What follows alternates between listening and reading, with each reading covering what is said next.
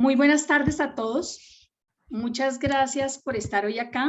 Es un día muy importante porque pues empezamos nuestra semana.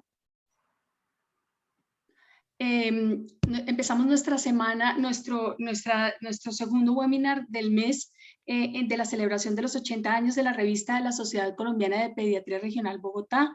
Este aniversario para nosotros es muy importante y lo estamos celebrando en forma, así que agradecemos muchísimo que estén acá. Queremos darle las gracias a nuestro fondo financiador, Pfizer y PTC, que hacen posible que nosotros tengamos estos webinars sin conflicto de interés y que podemos estar aquí con ustedes cada semana.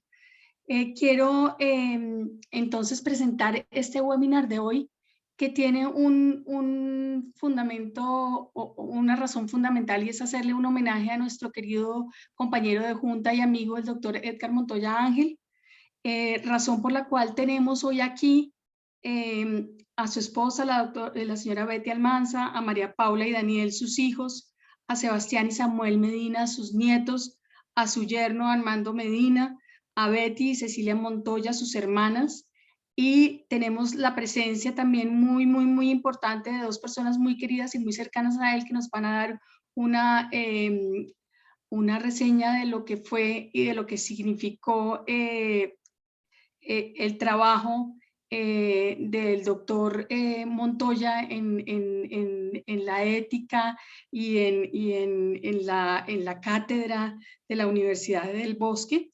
Vamos a tener entonces al doctor Jaime Escobar Triana, médico cirujano de la Universidad Nacional de Colombia, Cirugía y Enfermedades del Colon de St. Mark's Hospital de Londres, magíster en Filosofía de la Universidad Javeriana, magíster en Bioética de la Universidad de Chile, PhD en Bioética de la Universidad del Bosque, decano fundador de la Escuela Colombiana de Medicina, creador y director del programa de Bioética de la Universidad del Bosque, miembro honorario de la Red Bioética de UNESCO, y a la doctora Constanza Ovalles Gómez, que es odontóloga con PhD en Ciencias Sociales, magíster en Bioética, postdoctorado en Bioética de la Universidad del Bosque en 2019, actualmente profesora titular del doctorado de Bioética y coordinadora del Departamento de Bioética de la Universidad del Bosque. Es vicepresidenta de la Red Bioética UNESCO para América Latina y el Caribe y presidenta del Consejo Nacional de Bioética de Colombia. Tenemos entonces unos excelentes amigos del doctor Montoya, cercanos, y unas personas muy valiosas que nos van a hablar de esto, pero vamos a darle la entrada entonces a mi querida María Paula Montoya, hija del doctor Edgar Montoya. Y quiero decirles antes de arrancar que conocí al doctor Montoya en muchísimas áreas de profesionales en su trabajo con nosotros en la Junta, como profesor, como maestro, como excelente profesional, pero en la que más me lo disfruté fue como abuelo. Y gracias a él, María Paula y sus hijos me hicieron verlo a él en esa dimensión, así que es para mí un honor presentarte y tenerte hoy acá. Ya te dije que todas las lágrimas están permitidas y lo único que es importante de esto es mostrar con el corazón lo que significó para nosotros el doctor Montoya, y gracias por estar aquí y por acompañarnos, y muchas gracias a toda la familia, a todos los miembros de la familia que están aquí presentes. Muchas gracias. Bueno, vamos a comenzar. Hoy estamos todos reunidos para honrar la vida de un ser maravilloso, mi papá. Hace casi 6 meses mi papá decidió abrir sus alas y volar al cielo y sentarse en las nubes para disfrutar del hermoso paisaje. Ese ser humano nos deja un legado maravilloso, nos deja enseñanzas, nos deja amor, nos deja la pasión y la lucha por los sueños. Mi papá, un ser que caminaba lento, que se tropezaba con facilidad, pero que siempre tenía la palabra justa, con sus manos en los bolsillos y su mirada fija. Siempre luchó por conseguir sus metas y cumplir sus sueños. Cada uno de nosotros tenemos en nuestros corazones recuerdos maravillosos, momentos vividos con él, que siempre nos acompañarán. Y esos hermosos recuerdos son los que nos han permitido cambiar las lágrimas por sonrisas. Pues aunque mi papá físicamente no esté con nosotros, su espíritu nos acompaña. Desde pequeño se caracterizó por su disciplina y dedicación al estudio. Él siempre hacía énfasis en estudiar, en aprender, en actualizarse. Por eso, cuando mi hermano se graduó de la universidad y nos dijo que teníamos todas las herramientas, él decide entrar a estudiar su maestría. Cuando hablábamos del tema, de sus clases, de sus trabajos y sus tareas, así lo decía, las describía con una pasión impresionante. Claro, yo no entendía mucho de los términos, pero lo hacía ver como algo fundamental para todos y en especial para su carrera profesional. Estaba orgulloso de sus notas, pues decía que era ñoño, pues el tiempo para el estudio estaba primero. Recuerdo que cuando me dijo que quería que Daniel y yo fuéramos a su grado, el cual fue con honores, pues su trabajo de grado fue excelente, estaba tan contento. Y verlo pasar a recibir ese cartón fue una experiencia que me quedó en el corazón, pues supe que no había edad para cumplir los sueños. Nos presentó a todos sus compañeros, a su director de tesis, y con quien hablábamos nos contaba algo especial de mi papá. Nunca supe la razón por la cual seleccionó la pediatría, nunca le pregunté. Pero verlo atender a un paciente, hablar de sus congresos, el escuchar decir que lo llamaban a solucionar casos difíciles, se le notaba el gusto por lo que hacía.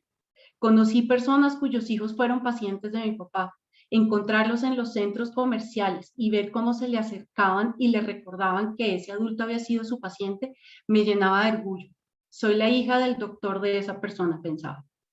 No tengo duda que en cada etapa de su carrera fue el mejor estudiante de la facultad, el mejor en la especialización, el mejor en la maestría, también el mejor director de hospital, el mejor tesorero, el mejor académico. Y en medio de esa disciplina, habían dos seres con los cuales siempre fue lo opuesto, alcahueta y consentidor, sus nietos. Mi papá fue el responsable de darles Coca-Cola antes del año. Estábamos sentados en la mesa del comedor y Sebastián, mi hijo mayor, estaba comiendo. Tenía aproximadamente 1 año. Teníamos gaseosa en la mesa. Mi papá me explicó todas las razones médicas por las cuales no le debía dar Coca-Cola a esa edad, pero cuando terminó, se volteó y le dio el vaso. Así era él. A Samuel le dio fresas con chocolate. En ese momento tomamos una foto y le decíamos que le enviaríamos a la Sociedad de Pediatría. Él simplemente se reía. Creo que su debilidad eran ellos, pues siempre quiso estar ahí en cada momento importante de sus vidas, darles un consejo o simplemente escucharlos hablar, ir a comer con ellos, darles gusto y ser el mejor abuelo. Padre, lo lograste. Tus nietos están orgullosos de ti. Mi papá planeó cada paso que dio y siempre tenía un fin. Sé que llegar a la Academia Nacional de Medicina como el Tribunal Nacional de Ética Médica eran muy importantes para él y lo logró. Sé que desde el cielo está satisfecho de lo que hizo y que no le quedó nada por hacer. Hoy, cuando miro al cielo, me lo imagino caminando en las nubes, tomando café y leyendo un libro de bioética o planeando su próximo congreso o su próximo estudio, o simplemente mirando el paisaje. Papá, te doy las gracias por haber sido mi papá, por estar ahí en mi vida y en la de mi hermano, por acompañarnos en nuestro caminar, por apoyarnos en los momentos de alegría como en los momentos difíciles. Sé que nos faltaron muchos momentos por compartir. Edgar Montoya Ángel, médico pediatra, magistrado del Tribunal Nacional de Ética Médica, académico de la Academia Nacional de Medicina, tesorero de la Sociedad de Pediatría Regional Bogotá, padre, esposo, abuelo, hermano, sobrino, compañero, docente, amigo. Ese era mi papá. Te amo, papá.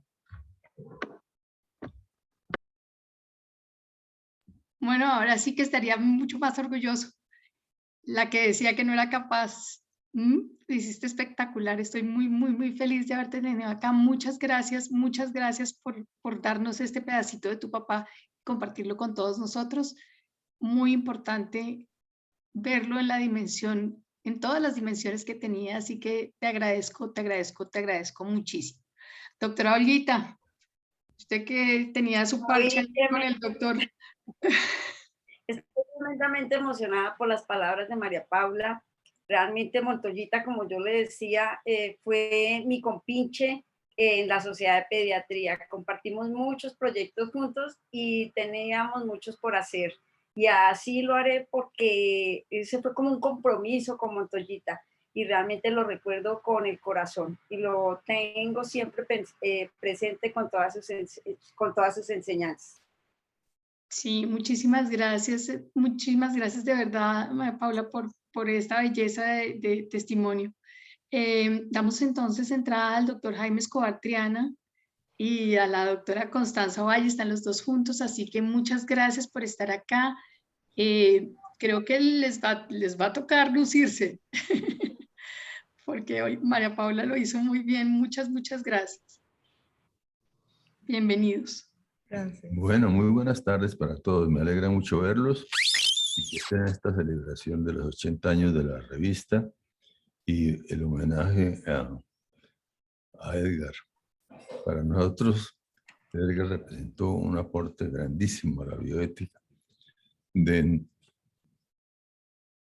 de los cursos que organizamos y en los cuales participó activamente y pasó de ser alumno a profesor rápidamente, porque tenía grabado en su alma todos estos compromisos de la bioética, de la ética por la vida, de la consideración con el otro y el respeto por los demás. Para nosotros dejó una huella impresionante. Cuando le dio una carta de recomendación para que ingresara a la Academia Nacional de Medicina, me sentí sumamente honrado. Desafortunadamente a mí sí me olvidó ir el día que lo recibieron, pero él, como siempre generoso, tomó esto muy a la ligera, no le dio mucha importancia. Sin embargo, para mí sí me quedó en ese dolor de que él quería que hubiera estado allí, porque me contó con mucho entusiasmo que iba a presentarse a la Academia de Medicina y así lo hice en mi carta de recomendación. Igualmente, en las actividades que tuvimos dentro del proyecto de bioética, nunca se negaba a una actividad, a participar. Había que trancarlo, decirle, no tomes más cosas porque te vas a morir aquí con esto. No puede ser así, Edgar. Más bien, toma estas clases que estás tomando en las diversas carreras que tiene la Universidad del Bosque y de la cual nunca se negó generosamente a participar de sus conocimientos para que el programa de bioética saliera adelante. Para nosotros fue una sorpresa muy dolorosa su muerte. Acabábamos de sufrir la muerte también de otro de los profesores, muy dedicado y muy amigo también de Edgar, que era Álvaro Cadena. Pero esas dos personas nos dejaron una huella grande en el departamento y en los compañeros que allí estábamos. Para nosotros, hoy el día, y oyendo las palabras de María Paula, pues nos conmueve. Y sé que Edgar estaba sumamente feliz con haber entrado a la academia, por una parte, y por otro haber llegado a la presidencia del Tribunal Nacional de Ética Médica. Se sentía muy merecido, porque los buscó, les llegó, y los aprovechó y los gozó. Desafortunadamente la muerte nos lo arrebató y nos dejó un gran vacío. Un vacío que todavía no podemos superar. Y un sentimiento de pesar que extendemos a toda su familia, a sus hijos, sus nietos, y esperamos compartirlos también con ustedes, la Sociedad de Pediatría de Colombia. Una buena noche, en nombre de Edgar.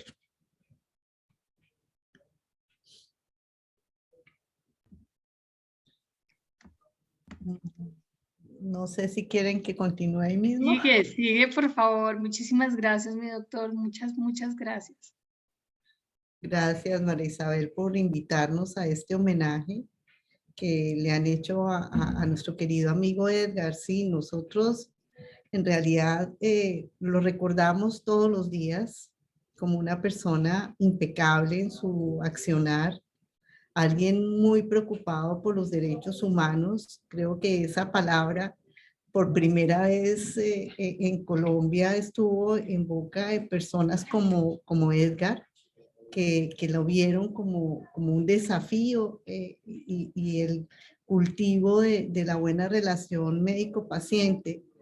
Cuando él ingresó a la maestría en bioética, yo tuve pues el honor de hacer la entrevista y yo fui la entrevistada, como solía hacer con él. Y nos volvimos muy amigos y un asesor impresionante. Yo tengo recuerdos muy gratos, amables, como lo acaba de decir el doctor Escobar. Nunca veía los olvidos nuestros como malas intenciones, sino lo veía como es la vida, ¿no? Que todos tenemos penurias y todos tenemos cosas que no nos permiten de pronto actuar de una u otra manera, preocupado por esa persecución que en algún momento se hacía a los médicos, donde él consideraba que requerían pues de su asesoría. Tan es así que estábamos en un proyecto muy bonito en la universidad, donde estaba siendo atendido, digamos, queríamos organizar una atención al usuario con su sabiduría y su experiencia en profesionales que tuvieran problemas jurídicos. Él fue profesor yo diría que casi todas las facultades de la universidad, muy exitoso. Nosotros, una vez muy jocosamente se acercó a nosotros y nos dijo, acabo de ser aplaudido por mis estudiantes y me siento Maluma. A partir de ahí se quedó como el Maluma, el profesor pues que siempre era reconocido por sus estudiantes, querendón, muy preocupado siempre cuando nos sentábamos al final de semestre pues a revisar las evaluaciones que le hacían los estudiantes y a mirar cómo podíamos replantear las cosas. Él estaba dispuesto a llegar de la mejor manera, a hacer las estrategias era el gran maestro.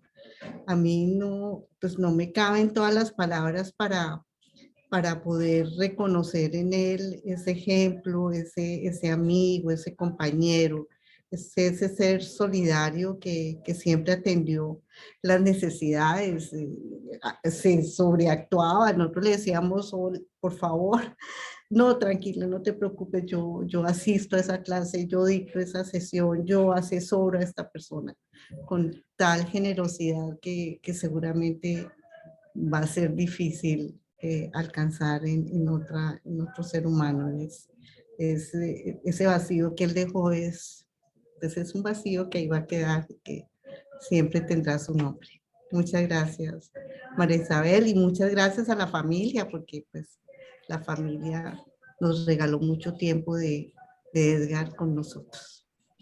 De acuerdo, me parece esa una apreciación muy importante porque es cierto, la dedicación y el compromiso en el trabajo siempre hacía y ellos entendieron siempre muy bien que esa era su función y lo respetaron muchísimo. Así que muchísimas, muchísimas gracias por estar hoy con nosotros. Muchas gracias nuevamente a Betty y Cecilia, a las hermanas, a los nietos, a Daniel y a María Paula. Muchas, muchas gracias por estar acá y por compartir ese poquito de él con nosotros. De verdad, es un orgullo tenerlo como nuestro miembro de junta, que va a seguir siendo siempre eso y siempre va a estar ahí. Y que podamos nosotros seguir con su legado y tratando temas que son tan importantes como la bioética, la relación médico-paciente, la ética en las cosas que hagamos siempre. Entonces, esa es la razón por la que escogimos hoy para desarrollar este tema después y muchísimas, muchísimas gracias a todos ustedes por estar acá. Con todo el corazón los acompañamos a todos en la familia. Este proceso es un proceso que sabemos que es largo y a pesar de que los meses han pasado, todavía no había estado lista María Paula para esto, así que ese tiempo se da cuando se necesita dar y el recuerdo de él está siempre con nosotros, así que muchísimas gracias. Muchas gracias a ti por recordar. Muchas gracias a todos. Bueno, muchas gracias, María Paula, doctor Escobar, Gracias. doctora Valle. Tenemos hoy un conversatorio muy importante, muy interesante. Nuestros invitados son el doctor Iván Darío Flores, la doctora Andrea Ramírez y nuestro dictor, el doctor Fernando Suárez, que de pronto está un poquito demorado para llegar, pero vamos entrando con el doctor Iván Flores. El doctor Iván Flores es médico pediatra, magíster en epidemiología clínica, PhD en metodología de la investigación en salud del McMaster University, profesor del Departamento de Pediatría de la Universidad de Antioquia y director para Cochrane Colombia y miembro del panel de conflictos de interés de Cochrane. Bienvenido, doctor Flores. Doctora Ramírez, si quiere abre la pantalla, su cámara. La doctora Ramírez, que es nuestra otra invitada que ya está aquí en la sala. La doctora Andreita Ramírez es médica, es maestra en salud pública de la Universidad de los Andes, doctora en epidemiología de la Universidad Federal de Pelotas, Brasil, coordinadora del Observatorio Global de Actividad Física, profesora de la Facultad de Medicina de la Universidad de los Andes, investigadora junior del Grupo de Investigación en Salud Pública, Educación y Profesionalismo Médico de la Facultad de Medicina de la Universidad de los Andes. Bienvenida, doctora Ramírez. El doctor Suárez, que ya debe estar pronto a entrar, de pronto se nos está un poquito con mucho trabajo, es nuestro editor de la revista Pediatría. Es pues un dedicado completo, él es genetista, no es pediatra, es genetista, es epidemiólogo, profesor de la Universidad Javeriana. Entonces, doctor Flores, le damos la entrada para su presentación. Este webinar es una continuación de nuestra semana de la celebración de los 80 años de la revista Pediatría. En nuestro webinar anterior quedaron muchas inquietudes que yo estaba feliz porque daban continuación a este tema. Como todos saben, hoy vamos a hablar de los conflictos al momento, los conflictos de interés al momento de las publicaciones, al momento de publicar nuestros artículos. Ya decían el doctor Lozano, el doctor Ruiz, que era difícil crear la venita de la investigación, dedicarse a hacer este compromiso, luego hay que escribir y ahora vamos en la publicación. Entonces, de pronto ese camino se hace más difícil si existen pasos o peldaños que vamos hoy a trabajar y a ver cómo los podemos superar. Bienvenido, doctor Flores.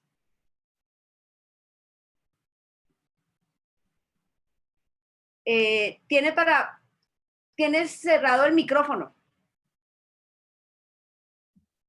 ¿No le han dado autorización probablemente, Susana? Ahora sí, ahora sí, ahora sí. No tenía Listo. ya me iba a ir. No, mentiras.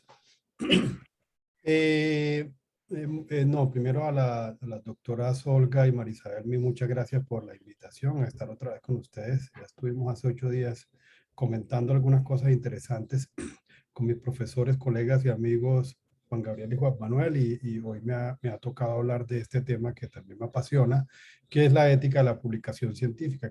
Toca el tema de conflictos de interés, pero toca otros temas que tal vez sean de interés para algunas personas que estén empezando en el proceso de publicación, y no solamente como investigadores o futuros investigadores, sino también como lectores. Es bueno que como lectores y usuarios de la literatura científica podamos entender muchas de las cosas y comportamientos y algunas dificultades éticas que podemos tener en publicaciones científicas. Voy a empezar a compartir. Ahí me pueden escuchar. Pero no me permite. No me permite. ¿Le das compartir pantalla, por favor?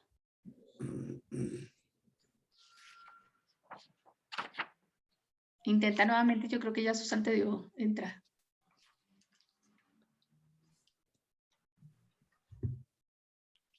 No, sí, tienes permiso para compartir pantalla. Tienes todos los permisos. Host, disable participants. No me permite. Dice que el host tiene deshabilitado que los participantes. Tiene que ser que me pongan como co-host. Ya están esas. Ok.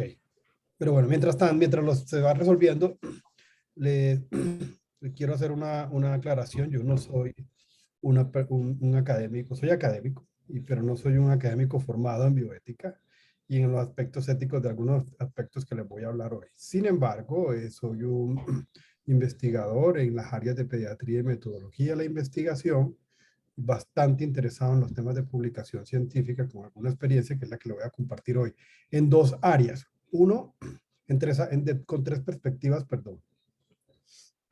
La primera como autor de artículos científicos, la segunda como editor de revistas científicas internacional que soy, y la tercera como pediatra, como lector y usuario de la literatura científica. Entonces, voy a hablar de algunos aspectos generales y voy a hacer énfasis en dos cosas y voy a mencionar muy brevemente las últimas, ya les muestro en esta diapositiva. Entonces, quede claro que no soy una persona considerada experta en ética, pero creo que mi perspectiva puede ayudar a la discusión. Voy a hablar un poco de autoría. El tema de la autoría, de quién puede ser autor de un artículo científico, es un tema que es de mucho interés para la ética. Uno de los criterios de autoría, los órdenes de los autores, las autorías grupales, los colaboradores o los agradecimientos y algo sobre corrupción en la autoría.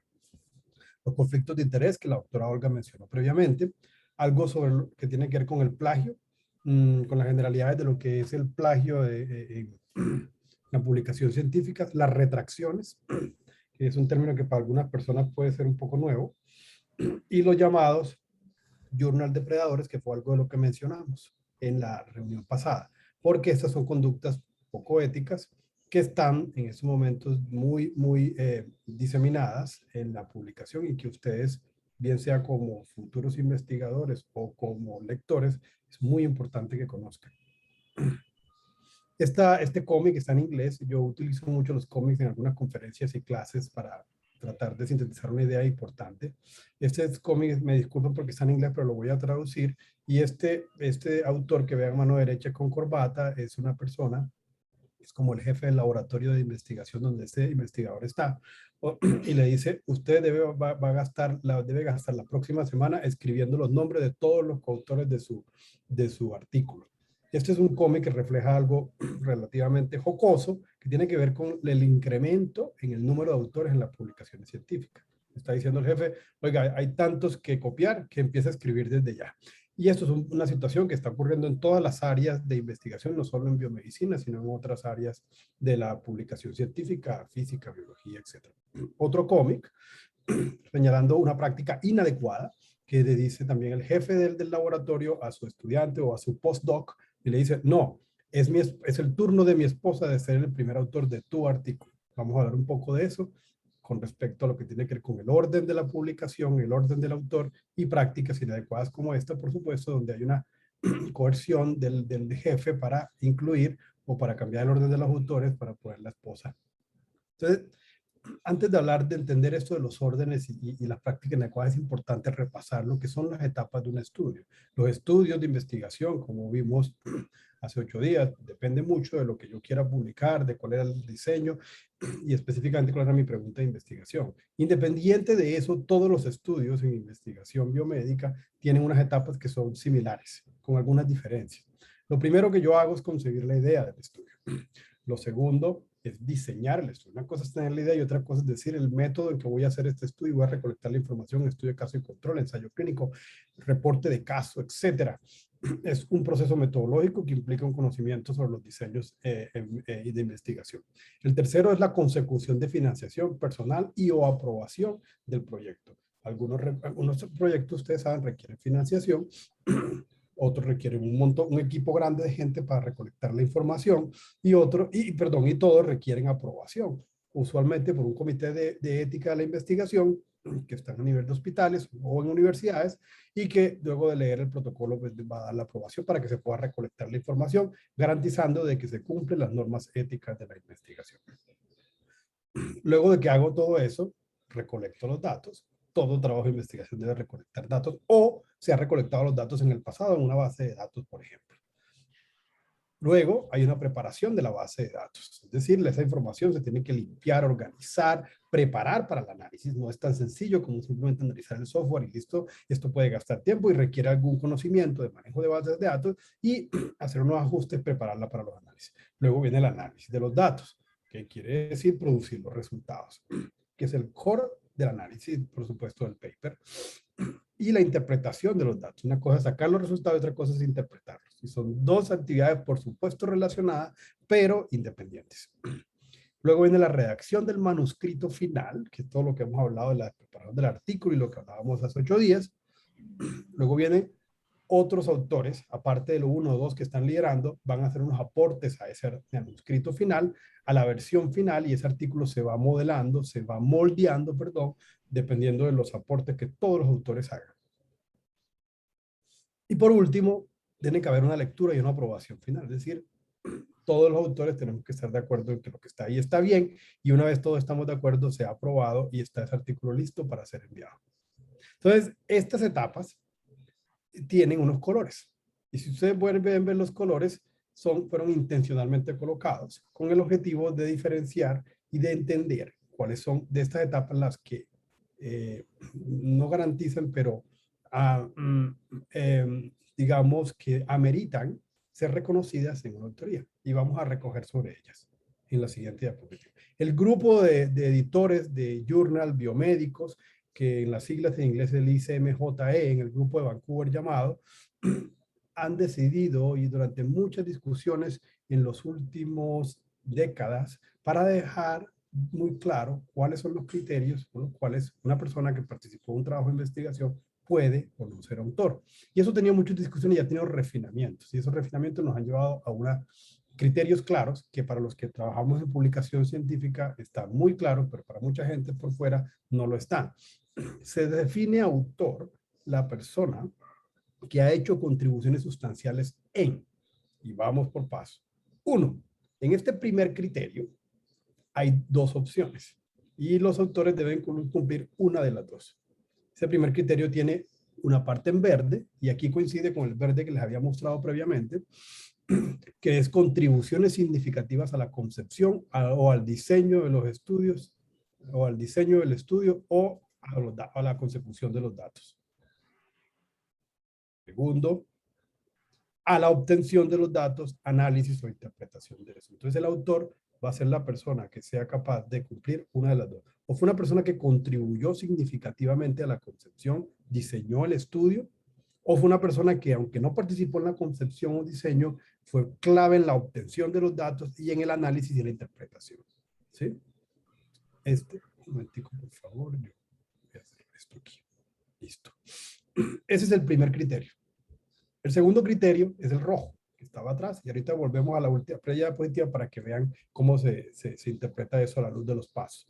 Segundo criterio es que una persona que haya participado en la redacción del manuscrito, uno, redactó el preliminar, o de una revisión crítica y dio aportes intelectuales relevantes a ese manuscrito final. Y tercero, la aprobación final de la versión que se va a publicar. Todos los autores tienen que estar de acuerdo, tienen que decir, yo apruebo ese manuscrito final.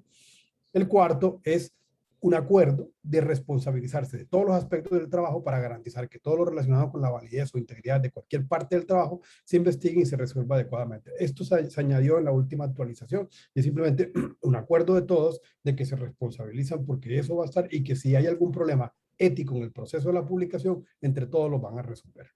Esos son los cuatro criterios que tienen que cumplirse los cuatro. Para cumplir el primero tiene que ser en el verde o el azul. Y si nos devolvemos un poco atrás, como pueden ver, aquí están las etapas. Entonces hay que cumplir uno de los verdes o uno de los azules para cumplir el requisito del primer criterio.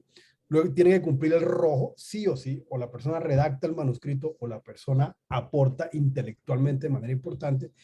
Y por último, el que está en morado, que es la lectura y aprobación del manuscrito final. Hay dos áreas aquí en negro, que son la consecución de la plata, la consecución del personal y la aprobación. No hay problema, decimos. ¿Perdón?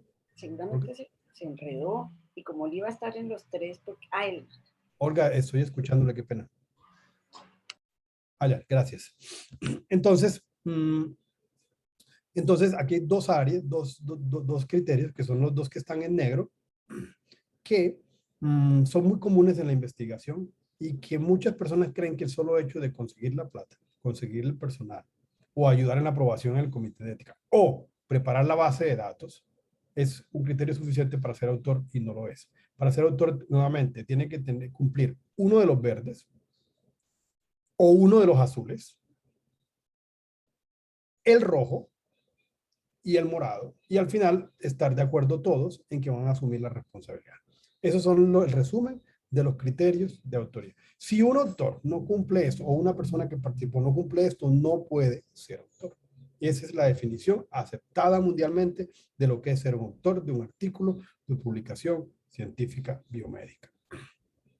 Al final, por supuesto, si tienen alguna duda, podemos volver sobre algunos de estos puntos. Repaso nuevamente: uno de los verdes, uno de los azules, o un verde o un azul, el rojo que es escribir o aportar intelectualmente de manera importante. Uno, el morado, y el negro, asumir la responsabilidad. Entonces, los requisitos. Todas las personas deben cumplir todos los requisitos que acabamos de hacer, los 4 requisitos. Y todos los que cumplen los requisitos tienen que estar en la lista de autores. La pregunta siempre, y es una línea muy gris que va a depender de muchas cosas, ¿qué es una contribución sustancial que aparece en el rojo? O yo redacto el manuscrito o yo aporto sustancialmente de manera intelectual.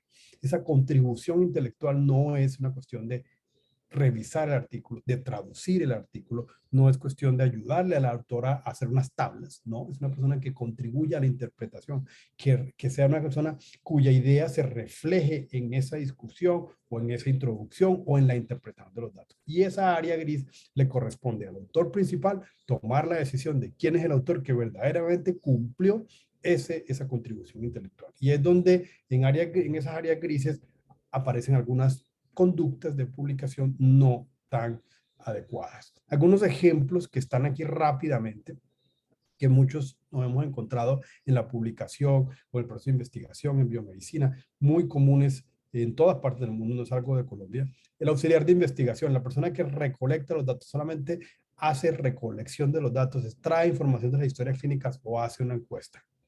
El estadístico epidemiólogo, una persona que se contrata o que gasta tiempo solamente recibe la base de datos, hace unos análisis y se lo entrega al investigador.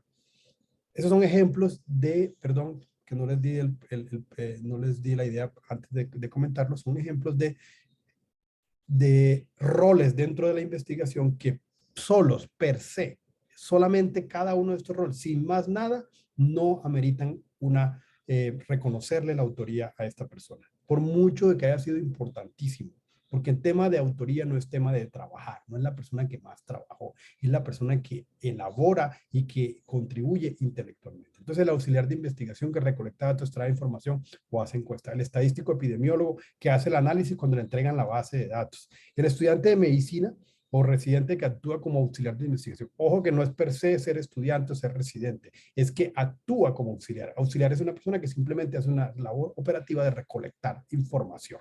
Y esa labor operativa de recolectar información no amerita reconocerle autoría. Si el estudiante de medicina y el residente van más allá, redactan, organizan, escriben, copian, ayudan a interpretar, eso es diferente.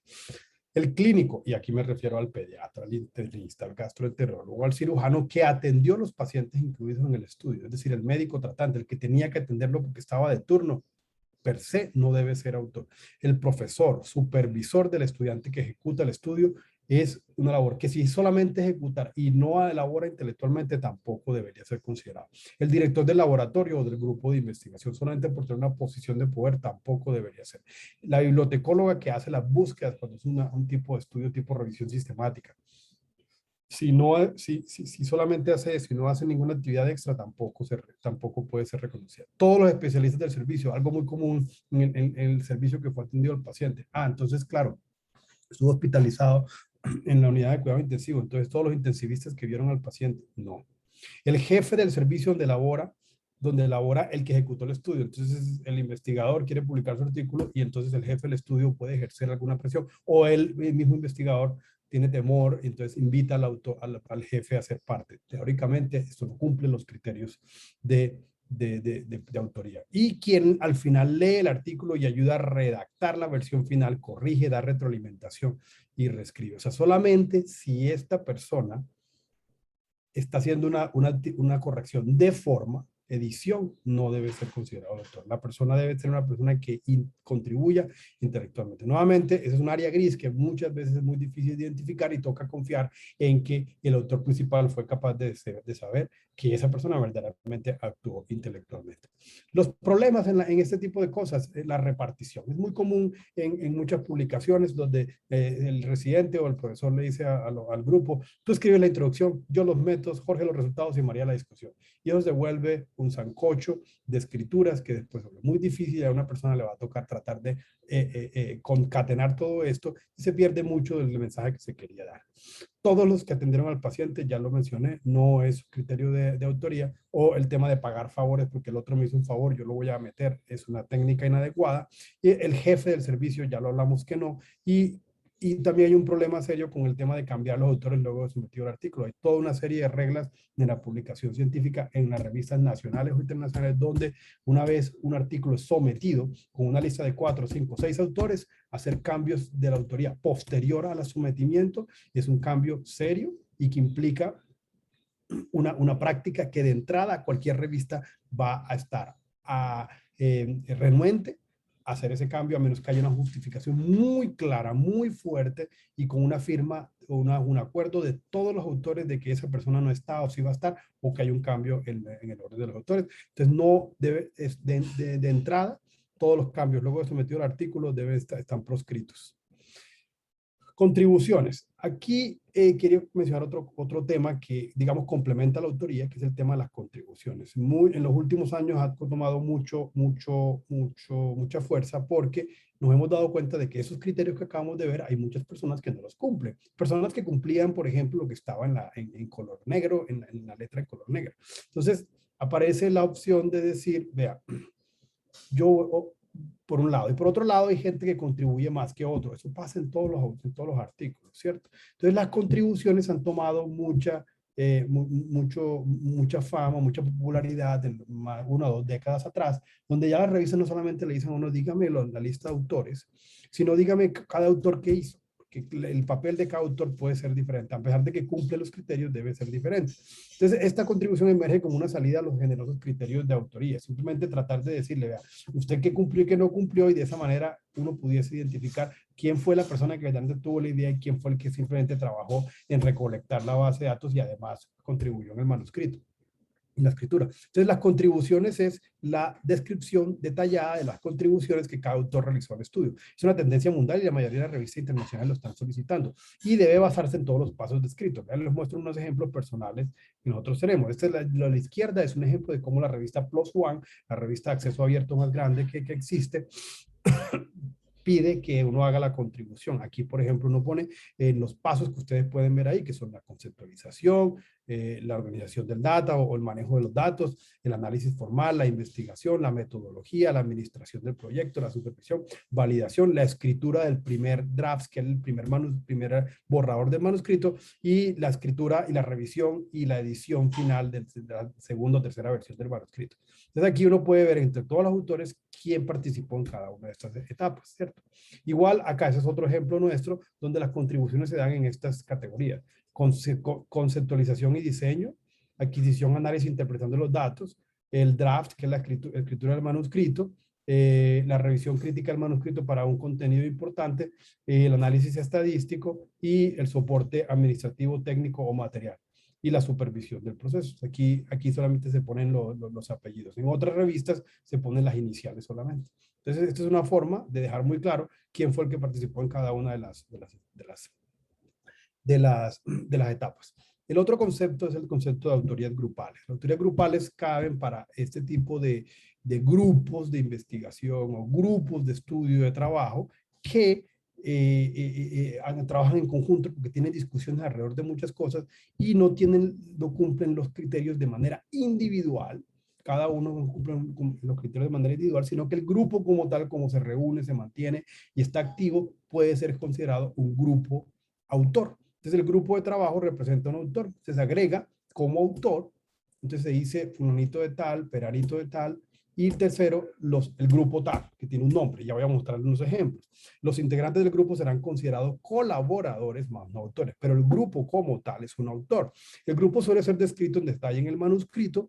Por ejemplo, en PubMed suele identificar la lista de colaboradores dentro del grupo y los describe como tal. Un ejemplo, esta es una revisión que hicimos y publicamos en Gastroenterología el año pasado, donde se puede ver que en este caso mi participación no fue tan importante para ser considerado un autor principal, y los autores principales fueron estos 3, 4, 5 autores, y trabajaron en conjunto con un grupo que teníamos nosotros de estudio de los probióticos y simbióticos. Y en la página de Gastroenterología ustedes pueden darle clic aquí y ustedes pueden ver quiénes éramos el grupo que estábamos trabajando en el tema. Era un grupo de estudio de probióticos y nosotros dimos alguna información, colaboramos con los autores principales y somos considerados un grupo autor. Entonces, simplemente como grupo. Igual en PubMed aparece reportado el título del proyecto, del artículo, con los autores principales y el nombre del grupo. Y el nombre del grupo aparece como colaboradores. Y entonces aparecemos todos reportados como colaboradores, pero que no cumplimos los criterios para este proyecto específico, no cumplimos los criterios completos del ICMJE, que era el que ya les había descrito. El otro concepto que aparece es el de agradecimientos, que también terminan siendo colaboradores. Son aquellas personas que colaboraron, no cumplen los criterios, no son un grupo y son una alternativa para reconocer el trabajo desarrollado que no cumple los criterios.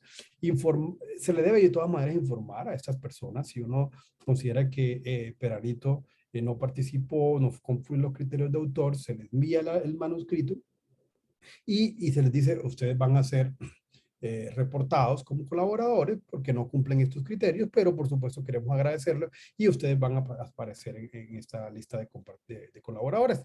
Entonces, las personas que hacen su trabajo habitual, por ejemplo, clínicos, entonces, si yo tengo una lista de pacientes, 300 pacientes que habitualmente hacen parte del estudio y hago el análisis, pues no es necesario agradecer a todos los médicos que ven a esos pacientes por la sencilla razón de que ese es el trabajo de un médico, un pediatra en un servicio de urgencia atender pacientes, porque es el trabajo habitual. Se le da agradecer a la persona que hace un extra, la persona que además de atender al paciente fue capaz de hablar con la mamá y decirle a la mamá, vaya, vamos a hacer este estudio y si usted está de acuerdo yo llamo al investigador para que venga y hable con usted y le explique. Esa persona que hace un extra, esa persona es la que nosotros consideramos siempre agradecerle porque está haciendo algo extra en su trabajo y que esto por supuesto tiene impacto en el trabajo de investigación. Es ideal que todo esto quede muy claro antes de empezar el proyecto o muy temprano en el proceso para no generar falsas expectativas entre las personas que creen que van a ser autores al final del artículo y que queden las reglas muy claras para no tener luego dificultades. El otro concepto importante en la autoría es el orden de los autores. El orden de los autores es un tema que yo he notado que Colombia no tiene tanta trascendencia en muchas áreas, pero que a nivel internacional tiene mucha trascendencia. El orden de los autores tiene una importancia, tiene unas jerarquías que les voy a explicar y que van a depender de cada área. El orden de los autores también debe ser una decisión conjunta entre los investigadores que hicieron parte. Usualmente el autor principal o el senior es el que decide el orden. Y ahorita vamos a ver quién es el senior y quién es el principal. Y se debe, en la medida de lo posible, establecer desde las fases iniciales, tener muy claro cuando el proyecto va arrancando. Hay alusiones de cambio en el transcurso del proyecto, eso puede pasar, pero lo ideal es que quede muy claro desde el principio. Y la pregunta del millón que está aquí en el cuarta viñeta es ¿quién redacta el manuscrito? Porque hay digamos, algunos abordajes en los cuales se reparte, como yo les dije, que tiene suele ser inadecuado precisamente porque combinar escrituras de varias personas puede ser difícil y termina perdiendo el hilo de lo que uno quiere decir, pero por eso lo ideal es que la redacción de un manuscrito, el primer borrador de ese artículo, lo haga una persona o dos personas a lo sumo. Es poco frecuente que tenga tres. Me refiero al primer draft, primer borrador, no a, por decir algo, yo tengo un estadístico en el equipo y la parte que es el análisis estadístico dentro de la metodología, que son dos párrafos muy complejos desde lo estadístico, ese párrafo, por supuesto, que lo puede redactar la persona que más sabe del tema.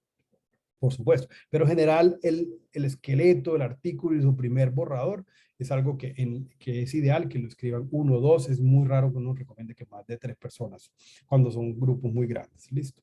Y es importante que se defina quién va a ser el autor que va a ser el primer borrador, porque esa persona es usualmente la que va a ser el primer autor, como les voy a mostrar más adelante. Esto es importante para evitar discusiones y momentos incómodos.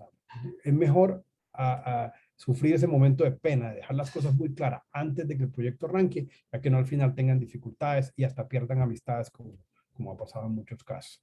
Y la lista no debe tampoco cambiarse posterior al sometimiento. Lo que les había dicho, tal como va la lista de autores a la revista, es como debe mantenerse, excepto ante condiciones muy específicas y con excepciones. Del orden de los autores. Y empecemos. El primer autor, definitivamente, es el autor principal del estudio. Es la persona que ha tenido el liderazgo en el desarrollo del proyecto. Es el responsable en primer grado de esa publicación.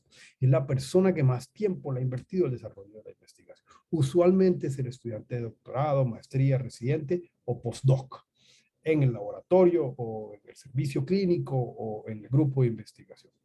En algunos casos, algunas revistas permiten hacer la aclaración, porque hay ocasiones donde, por ejemplo, dos residentes trabajan en su proyecto de investigación.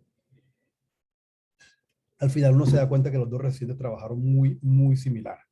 Y ese trabajo muy similar se puede ser reconocido en algunas revistas, pero esto es importante que se averigüe con las revistas antes de someter, para dejarlo claro, porque no todas las revistas permiten lo que se llama la doble primera autoría, que es que aunque hay uno y luego otro, se le ponen un asterisco a los dos autores y se les dice abajo, en pie de la página o debajo del autor, les dice, estos dos autores contribuyeron simultáneamente y por lo tanto deben ser considerados ambos como primer autor. Y a pesar de que puede aparecer primero Vaquero y luego Usher y tiene los dos asteriscos, pues en general en PubMed y en las citaciones va a salir Vaquero primero. Eso está bien, eso es cierto. Pero a la persona que lee el artículo al momento de leerlo va a entender que tanto Vaquero como Usher tuvieron la misma dedicación de tiempo a ese artículo. Así que es bueno averiguarlo antes de la revista, antes de prometérselo a alguien sin que después no sea posible cumplir. El segundo autor más importante de un artículo es el último autor. Y es el autor que denominamos el autor senior, o el autor que hace el aporte intelectual que sobrepasa a los otros autores. Usualmente es la persona que inicia la idea de investigación, usualmente es el líder de la línea de investigación, el líder del grupo, o es la persona que es el tutor, director, o el que va como liderando, o entre comillas, dándole pauta de trabajo al primer autor. Entonces nos encontramos en una lista que puede ir desde tres autores hasta 50 autores o muchos más. Por ejemplo, en los estudios de física, que tenemos hasta 200, 300 y 500 autores. En esa lista tenemos el primero y el último. Y esos dos son los que dan la importancia al autor. Cuando uno lee esto, uno sabe que quién es el primero y quién es el último. Uno ve quiénes son los que han mandado intelectualmente en ese artículo. Así funciona en la gran mayoría de publicaciones científicas en biomedicina y en la investigación cuantitativa. Pueden haber algunos cambios en la investigación de ciencias sociales, en la investigación, por ejemplo, en políticas de salud, por ejemplo, que tengo algo de experiencia, y el último autor pierde relevancia. Entonces, puede mucho más frecuente que el segundo autor sea la persona que es el senior, o sea, la persona que acompaña y que va acompañando a ese primer autor. Pero en general en biomedicina y en la investigación cuantitativa, el primero y el último son los investigadores claves, y algunas personas que saben mucho de esto tienen muy claro que prácticamente yo quiero saber quién escribió este artículo, yo miro el primero y el último y prácticamente puedo, en algunos casos, no en todos, por supuesto, podría en algunos casos hasta ignorar lo que hay en la mitad. Aparece el tema del segundo autor, o sea, la persona que va de segundo. Ese segundo autor es una persona que habitualmente no alcanzó a ser primer autor, pero que después del primer autor y después del senior es la persona que más ha aportado intelectual u operativamente en el proyecto. Entonces, a veces uno diría que los tres, o digamos, el primero, el segundo y el último y el segundo, digamos que esos son la medalla de oro, la de plata y la de bronce. El autor de correspondencia, esta es una situación particular. El autor de correspondencia es aquel autor que asume la responsabilidad de la comunicación con la revista. Y la persona que pone su dirección, su correo electrónico, su teléfono, para cualquier situación que ocurra con el artículo, desde que se somete hasta que se publica, o incluso después de publicación. Ese autor de correspondencia puede ser el primero, o puede ser el senior, puede ser cualquiera de los dos. Es más, con frecuencia, lo más frecuente es que sea el primero o el senior. Sin embargo, puede ser otro autor. Es la persona que establece el contacto y es la que contactarán para noticias, editoriales, dudas, etc. Y en algunos casos puede ganar prestigio. ¿Por qué? Porque un artículo sale publicado y aparece Vaquero, aparece Usher, y es el primero y el último autor, y aparece Flores, y Flores es el autor de correspondencia, y el autor de correspondencia se le aporta en qué universidad está, en qué ciudad vive, qué correo electrónico, y por lo tanto todo lo que resulte ese artículo al que van a contactar es el del artículo, es el que tiene correo, así no sea el primero y el senior. La mayoría de las veces es el primer autor o el último autor. Sin embargo, precisamente como da algún tipo de prestigio especial, es una forma de cuando hay tres autores muy fuertemente implicados en el artículo y se hace una distribución, bueno, quién es la persona que más ha sido el senior, esta persona, este es el primero, y hay una segunda persona que ha tenido un papel muy importante y que no tiene la capacidad de ser el primero ni el último. Esa es la forma en que se le da ese prestigio o ese reconocimiento de que esa persona trabajó, fue importante. Eso es pues obviamente un común acuerdo entre todos los autores, es que ese autor sea el autor de correspondencia y mantiene la comunicación completa con las revistas. En algunos casos lo consideran la primera virreina porque, digamos, no tiene tanto prestigio cuando se menciona el artículo, pero para la comunicación sí. El aspecto práctico para esto, para un artículo que ustedes estén preparando a nivel nacional o internacional, independiente de cómo lo manejen, el autor de correspondencia debe ser claro que es una persona que sea experta, ¿cierto? Que sea experta, o sea, no debe ser una persona muy inexperta para poder tener comunicación y responder a lo que el journal pida. Idealmente no debería ser el estudiante. ¿Por qué? Porque el estudiante puede ser muy fugaz. Es una persona que hizo su trabajo de grado y se va y puede que se vaya a otro país con otro correo, cambie de trabajo y no tenga ningún interés. Entonces es más recomendable que sea una persona que tenga un trabajo estable, usualmente es el profesor, el que tenga el puesto en la universidad y se mantenga allí para mantener comunicación, porque el artículo se publica y siguen habiendo comunicaciones al respecto. Y que es una persona que tenga una rápida respuesta, no la persona que nunca revisa los correos electrónicos, por supuesto. Y en el caso de publicaciones internacionales, que tenga un buen manejo del idioma, por supuesto, para la comunicación con la revista. El resto de los autores, el orden del acuerdo a su contribución intelectual, el segundo, el tercero, el cuarto, etcétera, dependiendo del tamaño de la lista, usualmente van bajando en participación. Entonces, cuando uno va viendo una disminución, un decreciente de la participación para que el penúltimo, no el último, porque saben que el último es especial, el penúltimo o el antepenúltimo autor terminan siendo las personas que, aunque aportaron y cumplieron los criterios, son las personas que aportaron un poquito menos en relación al resto. En algunos casos, cuando hay 10 o 8 personas, y entonces, ¿cómo vamos a organizar este orden? Valga la redundancia, ¿cómo vamos a organizar la lista? Una opción que algunos autores han hecho es organizar por orden alfabético. Entonces, el primer autor y el último se mantienen por las características que vimos, y del segundo al penúltimo se base en orden alfabético por apellido para que no generar ninguna malinterpretación de la participación y dejarlo muy claro, indicar en alguna parte, decir, este es el orden de los autores, se hizo con base en orden alfabético. Me refiero al segundo al penúltimo. Y teóricamente siempre en orden decreciente, cuando no es alfabético, el segundo es más importante que el tercero más importante que el cuarto, aunque la diferencia sea mínima, es habitualmente. La importancia de ser el primer autor, eso trae beneficios a nivel laboral, contratación, promoción, remuneración laboral. Eso en Colombia probablemente no sea del todo cierto, pero en muchos países en el mundo, en Canadá, donde yo me formé, es muy importante la formación, digamos, el reconocimiento al que es el primero y el último autor es diferente al del resto de autores. Es más, para algunas aplicaciones, grants, becas y premios, lo que tenía en cuenta era el número de publicaciones que el investigador había tenido como primero y o como último autor. Y dar reconocimiento institucional, por supuesto. La promoción dentro de muchas universidades implica cuántos artículos ha redactado. No, cuántos artículos usted ha redactado como primero o último. No es que los otros no sean importantes, sí, son importantes, pero es que cuando usted es primero o último es porque usted fue el más importante para ese proyecto. En los otros fue importante, pero no tanto. Y figurar en las bases de datos, por supuesto. Muchas revistas reconocen el primero y el último, y ustedes lo van a ver en algunas partes, que hay revistas que le dicen, esa es la lista de autores, inclusive algunas revistas tienen aquí a mano derecha el artículo publicado y le dicen más publicaciones de Vaquero y Colaborador. Usted le puede dar clic y eso lo lleva a las publicaciones de PubMed de ese primer autor. Y le dicen más publicaciones de Ussher, y le da clic y le lleva a las publicaciones de PubMed de Ussher, que Ussher era el último de la lista y solo le muestran esas dos. Otras plataformas reconocen cuando la lista es grande los 3 primeros autores y el último. ¿Sí? Y otras menos frecuentes reconocen los 6 primeros autores cuando la lista es larga y el último. Recuerden que el último siempre está ahí. Lo más común es el primero y el último, y en algunos casos los 3 primeros autores y el último, y menos frecuente pues nosotros.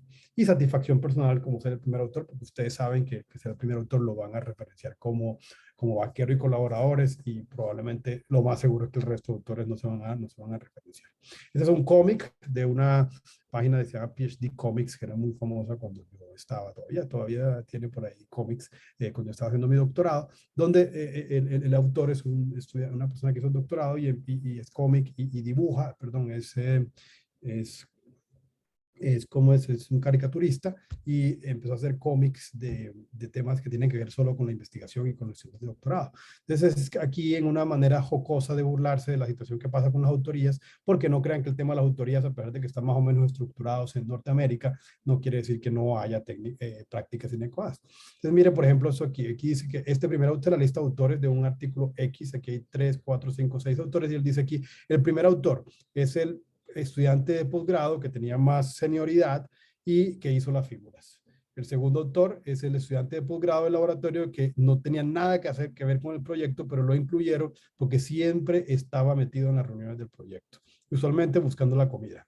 El tercer autor es el estudiante de primer año, que por cierto fue el que hizo todos los experimentos, desarrolló el análisis y escribió todo el paper y estaba como era una persona muy junior, hizo casi todo y mire, acabó como tercer puesto. Y él, como tiene poca experiencia, él considera que lo hayan metido como tercer autor es justo para él.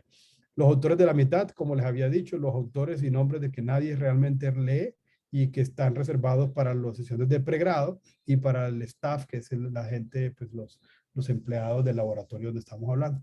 El penúltimo autor es el asistente ambicioso o el postdoc, que empujó para que se hiciera el artículo, y el último autor es el coordinador del laboratorio, que no ni siquiera ha leído el artículo, pero él fue el que consiguió la plata y tiene un nombre muy famoso y por lo tanto conseguirá que el artículo se lo acepten en la revista. Eso es una manera caricaturesca de criticar muchas técnicas o situaciones inadecuadas que pasan con la autoría. Como pueden ver, aquí hay 2 personas que no hicieron mucho y que son primer y segundo autor, y el tercero debía haber sido considerado el primer autor, y que por supuesto uno espera que todas las 6 personas hayan leído el artículo y no que simplemente que esta persona que nunca leyó y que simplemente consiguió la plata.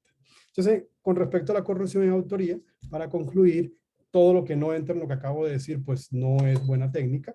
Incluir personas que no cumplen criterios o dar favores, que también se le llaman guest authors o autores invitados, que son personas que no cumplen los criterios, que fueron auxiliares de investigación, que fueron clínicos o jefes del servicio, que no cumplen los criterios de inclusión, son técnicas consideradas inadecuadas en la ética de la investigación científica, o invitados internacionales. Lo he visto un par de veces en Colombia, como personas buscando de que su artículo escrito por colombianos se lo acepte en una revista internacional. Recuerdo un caso específico de un artículo que evalué y que yo sabía quién eran los autores porque ese artículo, ese estudio colombiano, lo evalué en 2 o 3 congresos diferentes como jurado, y luego veo cómo ese estudio al final, el mismo, acabó publicado en una revista científica internacional norteamericana con una persona que no era autor cuando yo revisé el artículo, simplemente para decir que eso es una técnica inadecuada.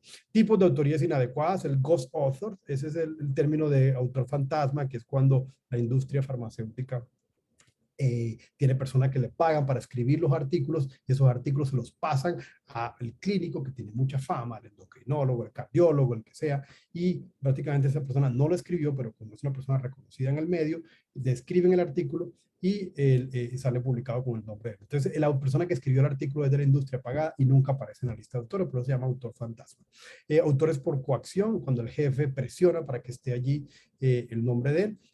Autores de mutuo apoyo entre colegas, lo he escuchado, me lo han dicho, nombres así, personas, como yo tengo una digamos, relativa moderada productividad científica, yo he escuchado de algunos autores diciéndome, ¿por qué no me metes? Méteme allí, méteme, yo te meto en uno de los míos. Obviamente son completamente prácticas inadecuadas. Y autores por posesión, básicamente porque el residente está rotando con el profesor, entonces el residente hace simplemente una revisión, un reporte de caso, y el profesor que está rotando no participó en absolutamente nada, y simplemente por estar allí, porque posee, entre comillas, el residente, debería ser, y lo cual, por supuesto, es inadecuado. Completamente todas técnicas inadecuadas, ya están muy claros los criterios que son los que se tienen que cumplir. Siguiendo con el tema de conflictos de interés, algunas diapositivas. Eso después que terminamos la autoría, es bueno que hablemos un poquito de los conflictos de intereses. Este es un cómic que también resume que son conflictos de intereses. Entonces ese señor en una entrevista le dice, a pesar de que usted tiene una gran hoja de vida y unas credenciales impecables, tengo una preocupación. Le dice una persona que está entrevistando a una persona que está siendo el entrevistado. Y esta persona dice, ¿qué es? ¿Cuál es esa preocupación? Y esto resulta que es una granja para cuidar gallinas, ¿cierto? De chucks. Entonces la persona le dice, yo creo que puede haber un conflicto de intereses aquí. Y la persona le dice, sí, y resulta que ese es un zorro. Y esta es la mejor definición de conflicto de interés. Está tratando de buscar un trabajo en un lugar donde están buscando una persona que cuide las gallinas, ¿cierto? Pero justo el que está aplicando al trabajo es una persona que tiene claros conflictos, una persona que el interés es comerse las gallinas. Esto resume lo que son los conflictos de intereses. Los conflictos de intereses en salud es un tema, porque ya ustedes lo saben. Tuve la oportunidad, gracias a la invitación de la Sociedad Colombiana de Pediatría, de escribir un editorial para eso en el número actual de la revista Pediatría, para que los que tengan interés en leer un poquito sobre ello y reflexionar, ahí los invito. Pero simplemente quiero decir que los conflictos de intereses es un tema sensible, como lo abordo en el editorial y como lo he hablado en algunas otras conferencias. Es un tema difícil porque es una oportunidad que tenemos como clínicos, como investigadores, y aquí hago mi doble rol de investigador y de clínico, de reflexionar qué cosas de las que yo quiero o de las cosas que me han pasado o las cosas que yo recibo un beneficio, porque todos recibimos beneficios de alguna manera, pueden tener un conflicto, pueden chocar con los intereses que queremos. Y en el caso de atender pacientes, queremos lo mejor para los pacientes. Y aparte de que a veces, muchas veces queremos que creemos que lo que nosotros hacemos es por el sol 100% por el beneficio de los pacientes. Hay veces, hay ocasiones en las cuales algunas situaciones nos llevan a que ese conflicto nos cega y no somos capaces de ver que lo que estamos diciendo o estamos decidiendo está entrando en choque con el mejor interés que es los pacientes. Eso es lo que llamamos, este conflicto ocurre cuando tenemos ese choque de intereses en la práctica. O sea, cuando como pediatra tengo que tomar una decisión de qué antibiótico lo va a mandar a este niño, si lo va a mandar el que yo sé que es el mejor porque las guías lo dicen, o ese aquel que porque el visitador me ha llevado, me ha invitado al restaurante.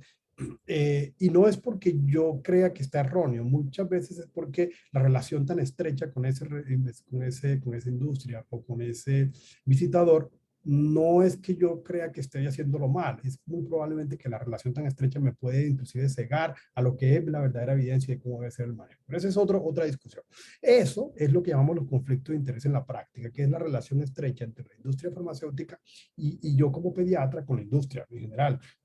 Por muchas razones, por regalos, por apoyo a congresos, etcétera, que no nos compete hoy. Hoy estamos hablando de ética de la investigación. Aquí nos compete los conflictos de interés en la investigación. Entonces, no voy a hablar de nada que tenga que ver con la relación estrecha entre el pediatra y la industria, que no es el caso. Es el caso de la relación estrecha entre el investigador y la industria. Entonces, aquí hay varias situaciones. Una es el conflicto de interés en investigación y el conflicto de interés en publicaciones. Conflicto de interés en investigación es cuando la relación entre una empresa que financia y el investigador que está publicando. Entonces, la relación estrecha entre yo como investigador y la industria que financia algo que le conviene, que es vender su producto.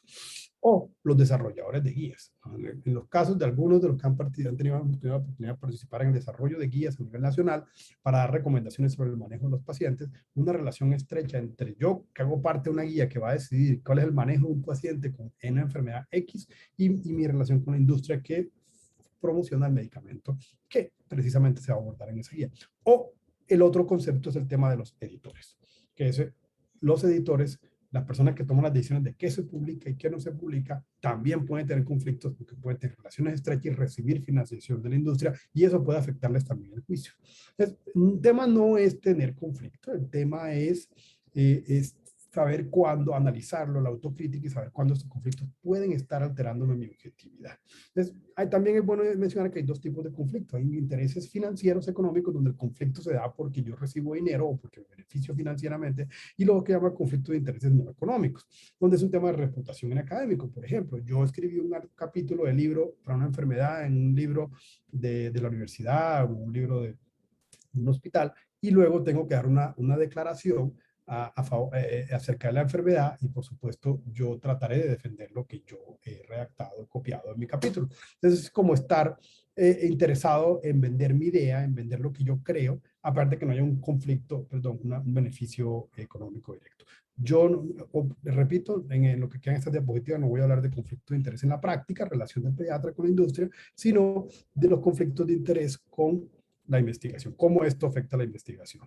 Entonces, Esto se ha estudiado bastante, mucha investigación, la relación entre los conflictos de intereses y los resultados de la investigación. Lamentablemente se han destapado escándalos importantes en medicina y se ha llevado varias publicaciones sobre esto, como por ejemplo relación entre conflictos de intereses y resultados, como en vez de llamarse evidence-based medicine se llama evidence-biased medicine, que es medicina sesgada o evidencia sesgada en medicina, cómo la relación estrecha puede llevar a unos resultados de investigación alterados, consciente o inconscientemente, porque no siempre es consciente, y en algunos casos hay inconsciente. Industry Sponsored Research, y hay mucha literatura mostrando cómo la relación muy estrecha entre los autores y los investigadores, perdón, y la industria puede llevar a estos sesgos en las publicaciones. Miren, Industry and Evidence-Based Medicine es de creer o es conflictiva. Entonces hay un montón de literatura de esto que ha mostrado que definitivamente esto tan estrecho no está bien. Miren, editoriales diciendo que los journal médicos son una extensión del brazo de marketing, del brazo de marketing de las compañías farmacéuticas, debates sobre los conflictos de intereses, requerimientos. Es decir, ha habido toda una preocupación en las últimas 2 décadas sobre esto y por eso les traigo aquí como unas diapositivas que resumen algunas ideas.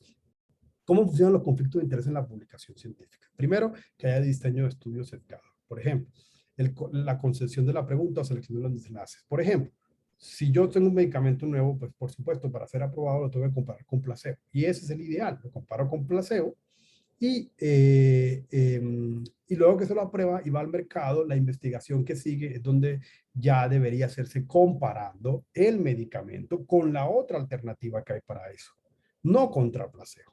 Entonces, uso de placebo o de comparador poco efectivo y no de un comparador aceptado. Entonces, si yo creo un nuevo inhibidor de bomba de protones, en lugar de compararlo con el tratamiento habitual, con otro inhibidor de bomba de protones, muchas veces la comparación termina siendo contra sucralfato, contra el placebo, simplemente va a mostrar que es superior, pero no se comparó contra el que debería comparar. Entonces, la literatura sale diciendo que es muy bueno, pero no era el comparador ideal. Supresión, no publicación. Mucha evidencia al respecto de cómo algunos estudios, ojo, esto no aplica para todas las industrias ni para todos los casos, pero en algunos casos estudios que se hicieron y que dieron resultados que no le convenían al que lo financió, nunca los publica. Esa supresión, hay evidencia mucho de ello. También hay preferencia de financiación en temas con tendencia a dar resultados positivos. Es decir, por supuesto, si hay búsqueda de financiación y la industria le interesa, pues va a poner el dinero en aquellos estudios que tienen más posibilidades de que den positivo, no en simplemente responder la pregunta. Cuarto, interpretación sesgada de los resultados obtenidos de los autores con conflicto de intereses. Si el autor tiene conflicto de intereses muy serios, al momento de escribir va a llevar su tendencia hacia allá. Nuevamente, puede ser consciente o puede ser inconsciente. Los ensayos clínicos, que son la forma en que nosotros definimos que los estudios, que los medicamentos son mejores que otros, que es el punto clave de definir la efectividad de los medicamentos, son el punto clave de que se han visto más afectados. Este estudio de BMJ del 2013 hizo un análisis de cómo el registro de los ensayos clínicos en las bases de datos como Clinical Trials, clinicaltrials.gov, donde se registran todos los ensayos clínicos de Estados Unidos y mucha parte importante de los ensayos clínicos en el mundo, hizo un análisis de 47.800 trials de medicamentos. Y hicieron un análisis a los 5 años de haberse terminado los ensayos clínicos, a los 5 años, de haberse terminado, que es cuando uno espera que se hayan terminado los análisis, de que se hayan publicado y se hayan mandado a publicar en general, y se encontraron que de los 585 trials que incluyeron, 414 sacaron publicados y 171 fueron no publicados. Estamos hablando, palabras más, palabras menos, de casi 30% de los ensayos clínicos no están publicando. Y la razón es porque no dieron los resultados que el investigador o que la industria quería y no terminan nunca publicados, lo cual es una mala práctica. Esto es antiético porque uno de los conceptos claros de ética en investigación es que toda investigación, todo conocimiento que se produzca tiene que publicarse. De eso se trata en la producción de conocimiento. Ese es un artículo que salió en el 98 en el New England Journal, viejito, pero que hizo un gran impacto en el tema de conflicto de interés y la publicación. En esto los autores estaban en ese momento, pues por supuesto a mí no me acuerdo mucho del tema porque no soy experto, estaban en la discusión de la utilidad de los bloqueantes de los canales del calcio. que si eran buenos o no eran buenos para la enfermedad cardiovascular, para la hipertensión. Y se hizo un análisis y se dieron cuenta que mucha de la literatura que estaba publicada a favor de los bloqueantes de los canales del calcio estaba sesgada. Y se dieron cuenta cuando analizaron las relaciones que tenían los autores de los artículos a favor o en contra de los bloqueantes de los canales del calcio y las conclusiones que sacaban en sus artículos. Y encontraron, por ejemplo, que los autores, que el 96% de los autores que eran que en sus artículos editoriales, revisiones narrativas, publicaciones, apoyaban el uso de los bloqueantes del calcio, el 96% tenían relaciones directas con la industria farmacéutica. ¿Sí? Mientras que solo el 37% de los autores que eran críticos, que decían que ese medicamento no, que mucho cuidado, que pilas, tenían relación directa con la industria, o sea, tenían conflicto de interés, habían sido speaker, habían recibido financiación, tenían relación estrecha con la industria farmacéutica. Entonces sí hay una relación entre recibir dinero, recibir financiación de la industria para ir a congresos, para ser speaker y dar conferencias, y lo que yo luego escribo en esos artículos, directa, indirectamente, consciente o inconscientemente, las conclusiones de mi artículo van a ir un poco más probablemente a favor del medicamento, y eso en algunos casos puede ser bueno, puede ser malo, porque la idea es que el que escriba sea lo más neutral posible. Esa es como la idea. El ejemplo del Celecoxib, a todos, a muchos, no a todos, no, pero a muchos aquí nos tocó el tema del Celecoxib, que eran los AINES de la nueva generación, que eran muy buenos porque iban a disminuir los efectos adversos de los AINES. Y con el Celecoxib, cuando salieron los primeros tratamientos, estudios para artritis, se hizo un estudio grande, que fue el que dio la publicación entre el 97 y el 99, se publicó en el año 2000, y en esas primeras publicaciones, dijeron que Celecoxib era mejor que los AINES para úlcera péptica. Pero no se publicaron los resultados de los estudios a los 12 meses. Se destapó mucho después, varios años después, de que el Celecoxib salió con todas las de la ley, se vendió, se ultravendió en el mundo, que encontraron que a los 12 meses la información, la industria la tenía guardada, y que el Celecoxib terminaba siendo igual al ibuprofeno y al diclofenac en cuanto a úlceras, además de otros desenlaces que tienen que ver con mayor riesgo de enfermedad cardiovascular, que ustedes saben que fue lo que generó la salida de este tipo de medicamentos, los HOC2 selectivos.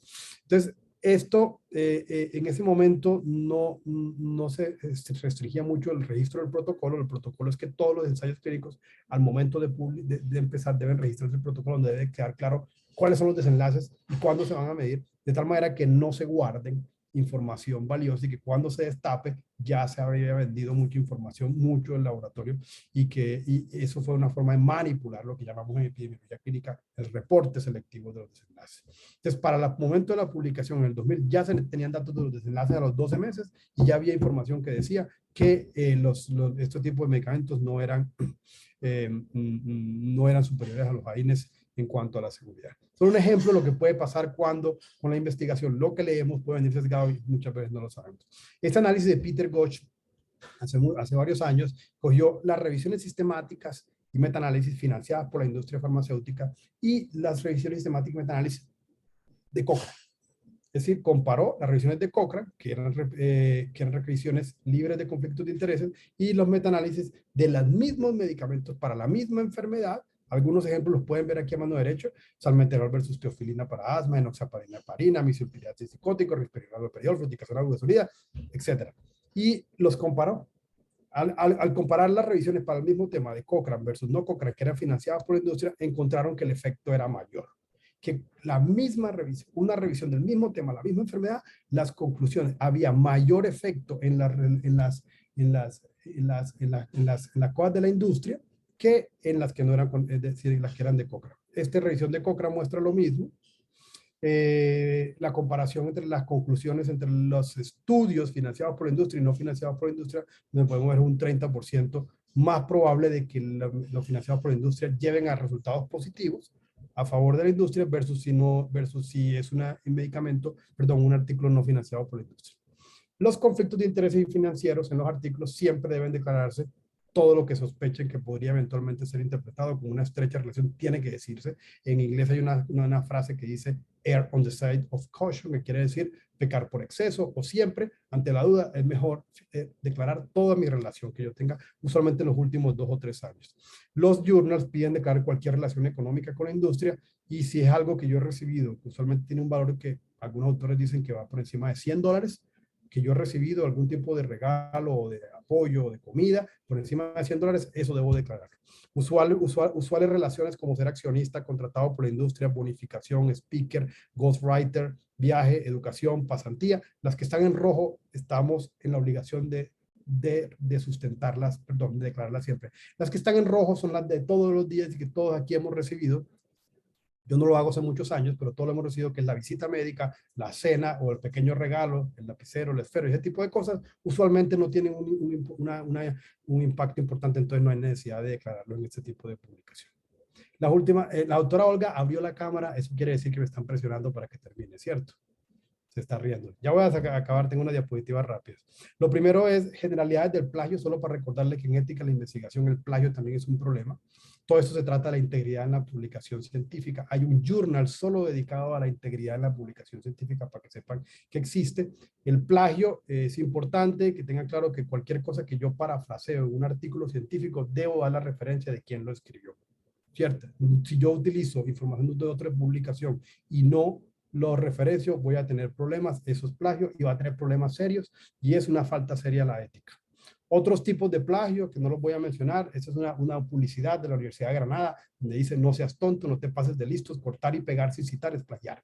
Lo tengan en cuenta cuando vayan a citar en su artículo científico, todo lo que saquen en otra parte, referéncielo muy claramente. Esos son algunos software que están disponibles y que ya es muy fácil desde el punto de vista automático meter el artículo que se somete a la revista y estos software le permiten a uno ver qué porcentaje de las frases, palabras que están en ese artículo son identificadas como escritas por alguien más. Así que no se pasen de listos tratando de copiar y pegar para el plagio, para el trabajo de tesis.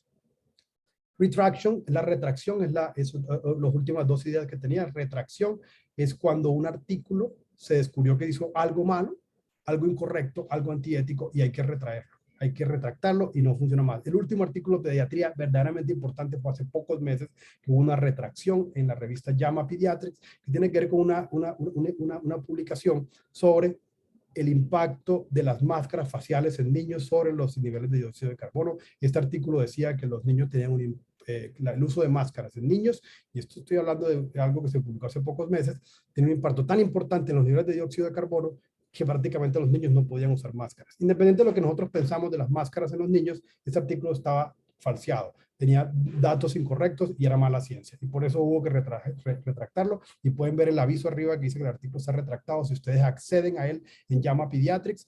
Y por supuesto voy a recordar el artículo pediátrico más famosamente retractado, que era el desgraciado artículo de Andrew Wakefield, que trajo a colación el tema de la relación entre las vacunas y el autismo y que aún estamos sufriendo el impacto que ese artículo, que importante, esto fue una mala práctica en ética de la publicación científica. Y la última, el tema tiene que ver con las revistas depredadoras, que por supuesto ahorita en el tema de preguntas podemos tratar de discutirla. Esta es una de las tantas invitaciones que yo recibo en el email, donde me invitan a publicar en una revista que yo no conocía que existía y que me dice, por favor, mándeme un artículo que se lo vamos a publicar. Mire lo que dice aquí. Planeamos publicar su artículo.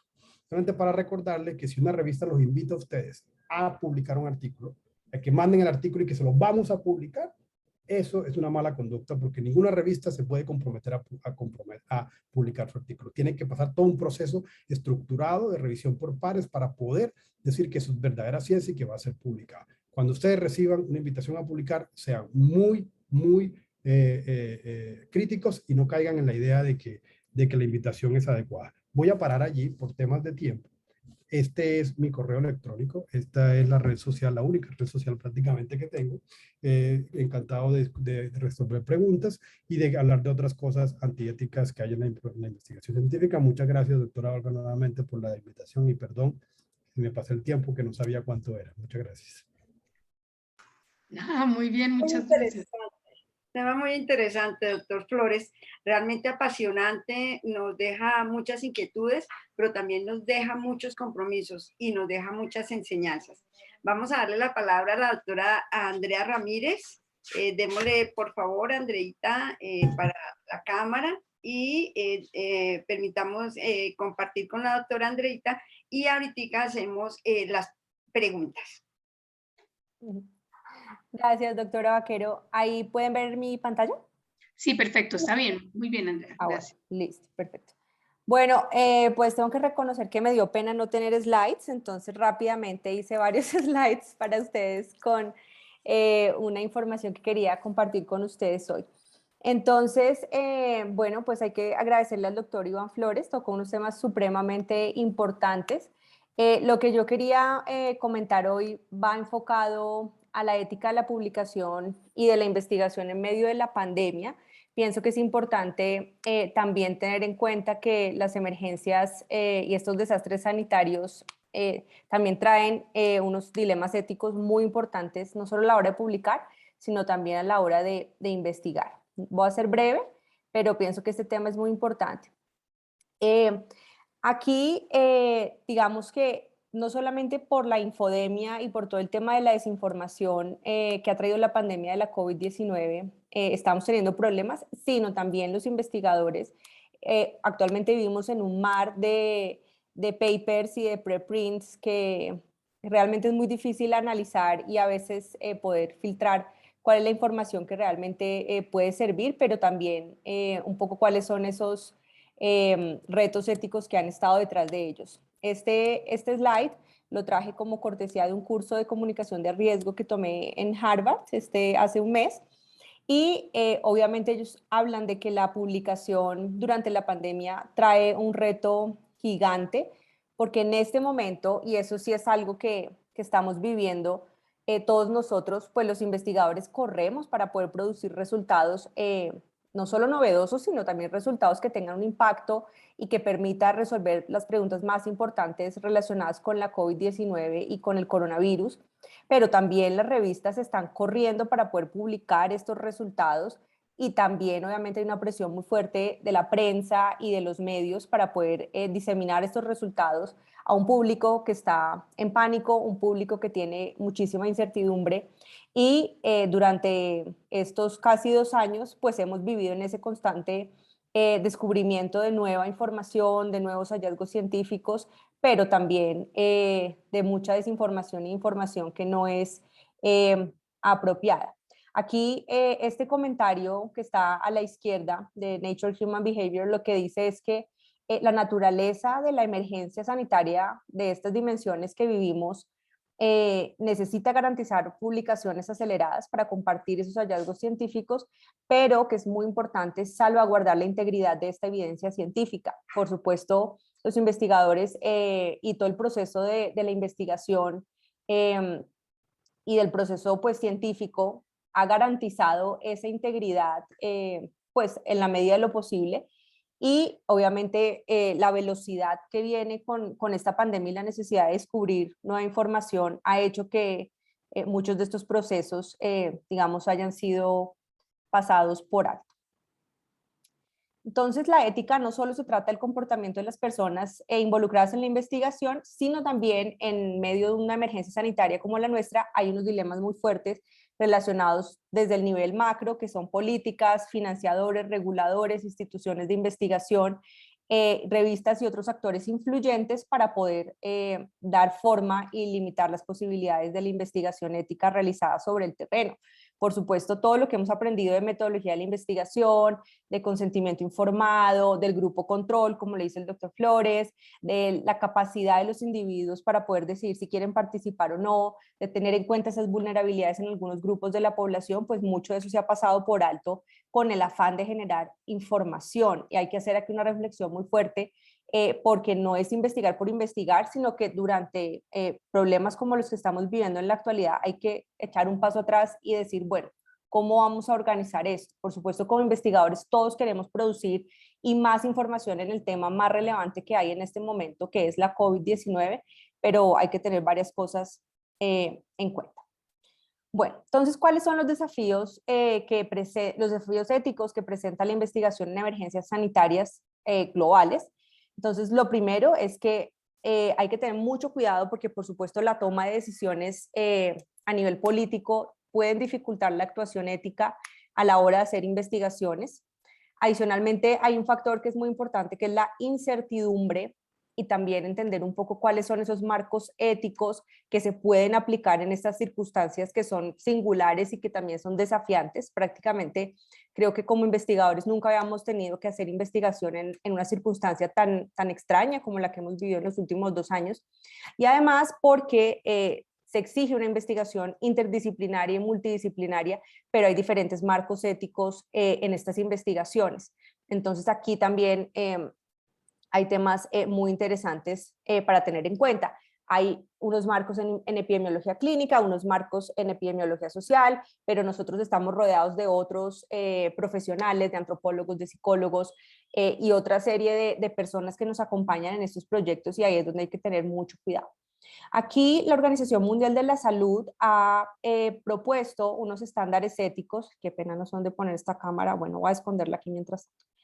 Ha propuesto unos marcos éticos para poder guiar la investigación en emergencias en salud pública. Esto existe desde cuando estuvo la pandemia de influenza y también, por ejemplo, Zika y otros, digamos, eventos con enfermedades infecciosas de potencial pandémico, ¿no? Entonces, lo primero que hay que tener en cuenta en investigación es, por supuesto, la validez científica, el valor social, cómo se hacen esas colaboraciones, realmente si hay un beneficio, riesgo, cuál es la tasa riesgo-beneficio, digámoslo así, cómo es una participación realmente justa y voluntaria. Aquí este es uno de los grandes dilemas éticos de la investigación en estos momentos, y cómo son esas investigaciones independientes. Aquí en este momento también tenemos una mezcla de intereses que a veces es difícil de vislumbrar y no nos damos cuenta cómo esto afecta los resultados de la investigación. También cómo es ese tema de la beneficencia y el respeto por los participantes en las comunidades afectadas. Por supuesto, en este momento la pandemia afecta a todo el mundo, pero hay algunos lugares y algunos países en donde esa afectación y esa carga de la enfermedad es particularmente desigual e inequitativa.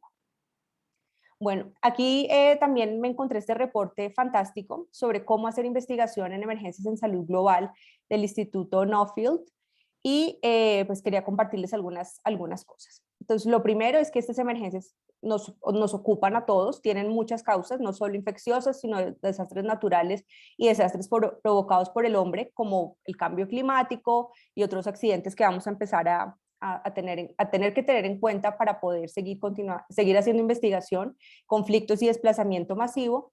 Y durante este tema hay que tener en cuenta los desafíos éticos.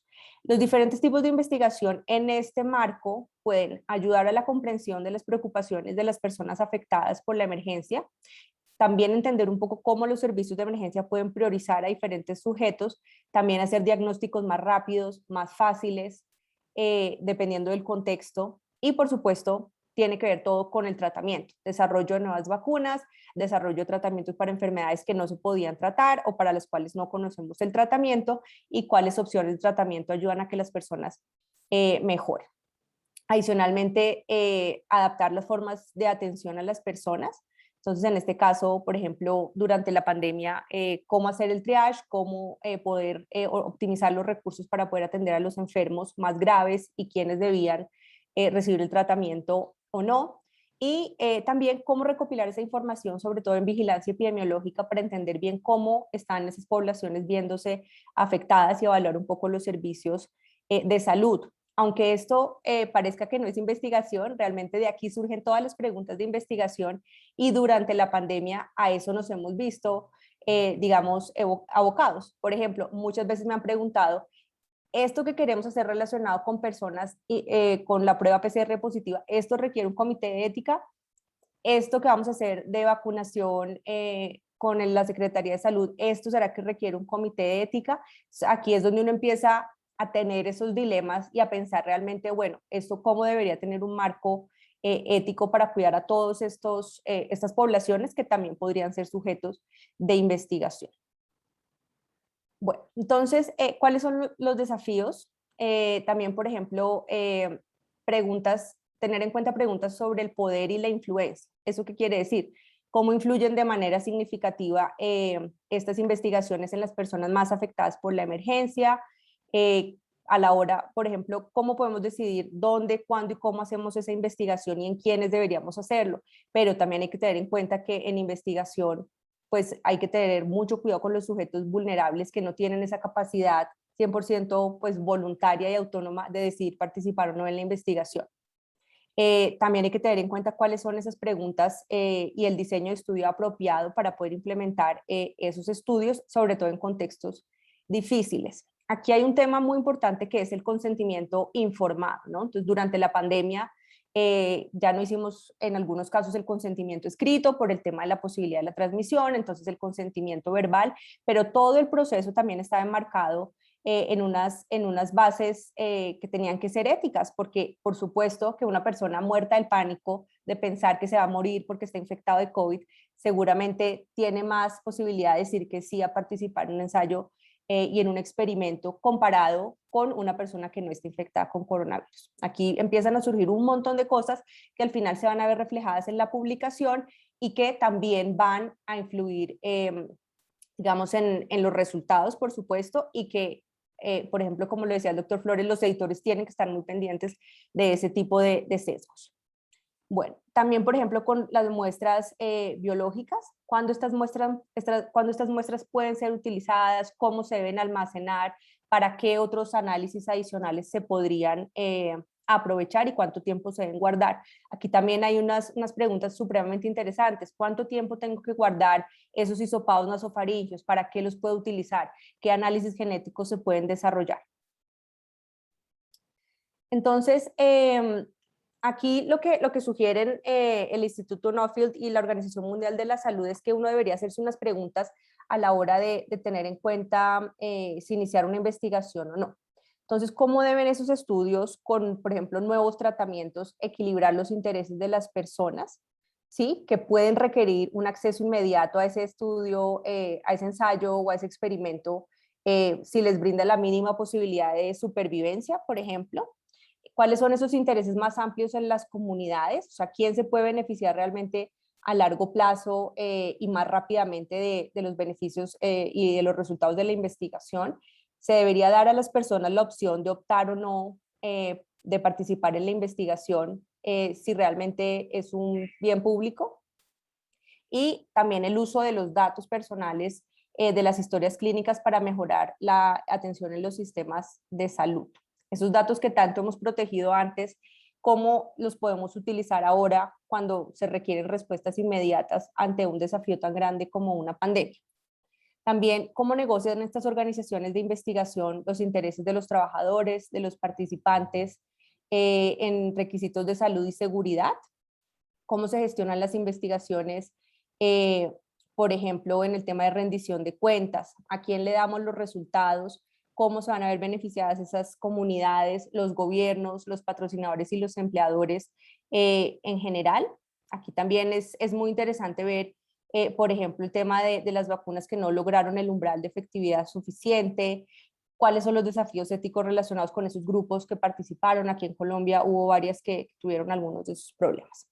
Bueno, aquí también hay un marco, este es una brújula ética para guiar la toma de decisiones alrededor de la investigación en estos momentos tan desafiantes. Entonces, primero hay que considerar las necesidades de quién están siendo satisfechas en este momento para hacer la investigación. ¿Quién ha definido estas necesidades? ¿Son estas las necesidades más importantes? Estamos aquí, estoy leyendo aquí las preguntas, pero siempre a la mitad tenemos que mirar cómo disminuir el sufrimiento, justicia y equidad. Digamos que aquí también la investigación no es solo por investigación, realmente esto es una investigación orientada a generar un impacto y a generar un beneficio. Entonces aquí pienso que los desafíos éticos son todavía más grandes.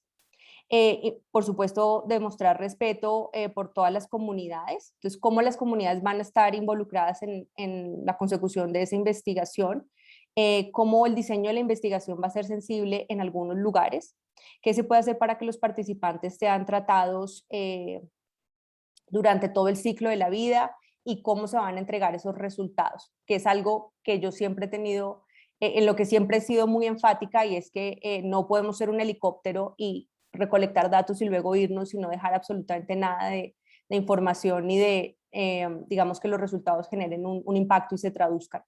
También hay que tener en cuenta cómo distribuir esos beneficios o las cargas de la investigación, cómo hacer que el proceso sea inclusivo y transparente. Esto, muchos países han sido fuertemente criticados por que no publican los resultados, por ejemplo, de sus estudios de vacunas, o que ni siquiera sabemos si los tienen, y cómo se pueden hacer las colaboraciones en investigación. Por supuesto, aquí también vamos a ver muchos investigadores en desventaja por el lugar en el que están, por la falta de recursos que tienen y por supuesto por la poca capacidad que tienen de publicar.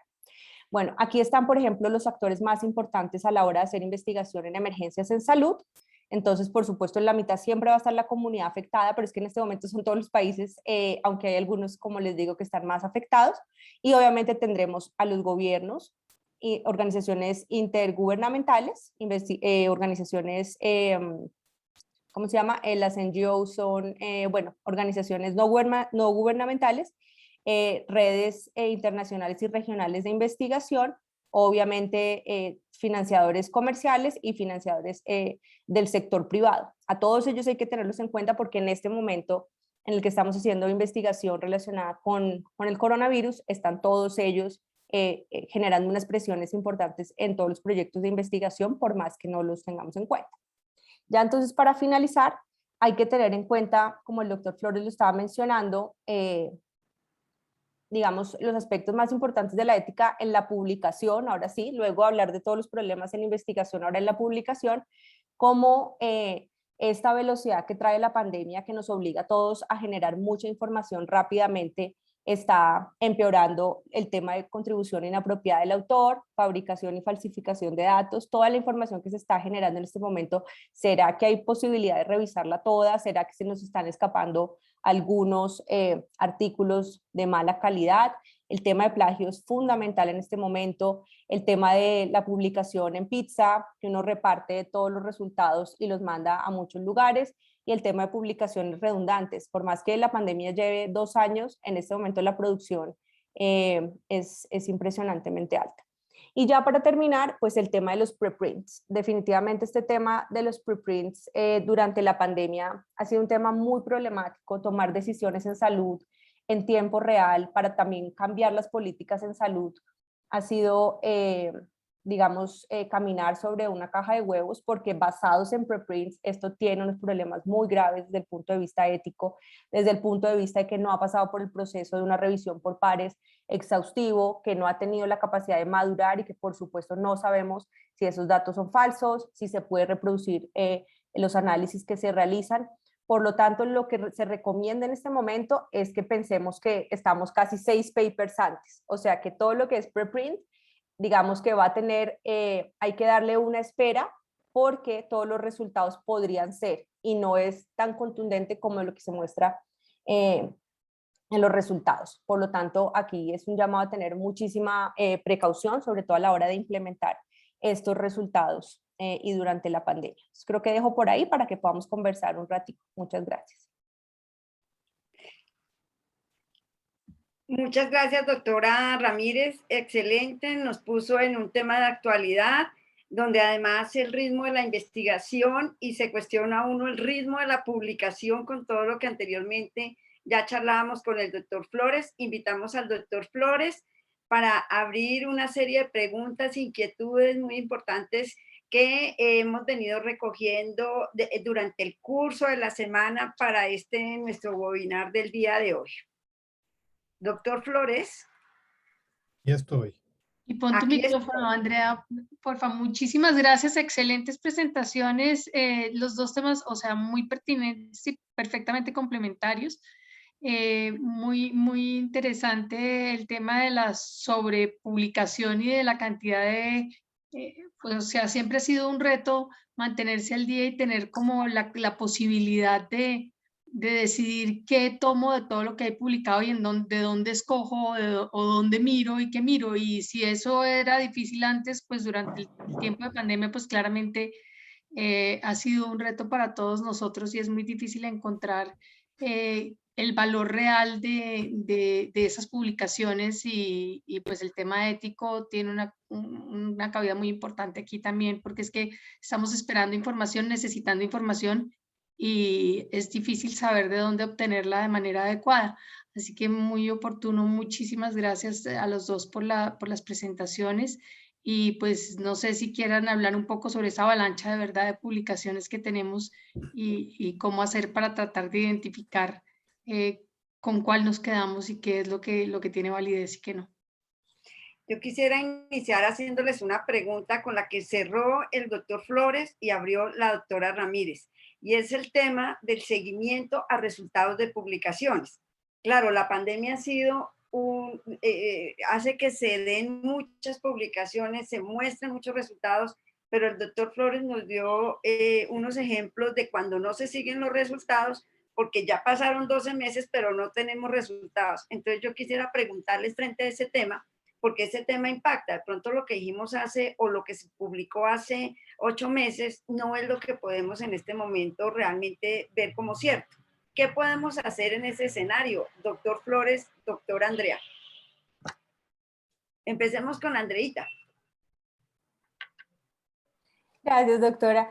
Pues esa pregunta es muy interesante. La verdad, creo que para nosotros como investigadores es el principal reto. La verdad, uno siempre le da como un susto referenciar, pues digamos que antes uno decía, bueno, vamos a referenciar artículos hasta de hace 5 años, pero hoy en día es muy preocupante porque ahora me da esta preocupación citar artículos de COVID de hace un año.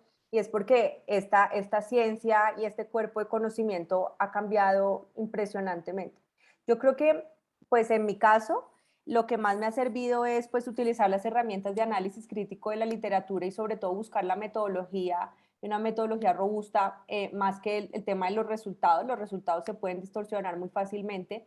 Entonces pienso que como epidemióloga lo que siempre voy a revisar primero es la metodología y ya de ahí en adelante puedo, digamos, tener un poco más de criterio sobre la validez de esos resultados. Pero definitivamente es un riesgo y es un temita ahí muy preocupante porque uno puede terminar citando artículos que luego van a ser retractados o artículos que luego, digamos, nos damos cuenta que no eran tan veraces como se presentaban. Y esto ha pasado en publicaciones muy prestigiosas, por ejemplo, del Imperial College, que citaron un artículo que luego se retractó y ellos mismos tuvieron que salir a decir que iban a hacer unos ajustes. Bueno, en fin, este tema no es nada fácil de abordar.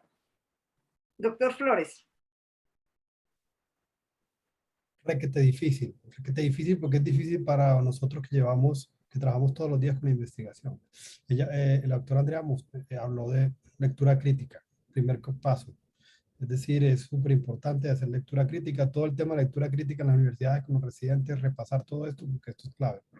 Segundo, con COVID, lo que pasó un año es lo que hubiera pasado 40 años en cualquier otra enfermedad. Entonces, tener mucho eso en cuenta. Con COVID, en este momento, tratar de restringirse al 2021.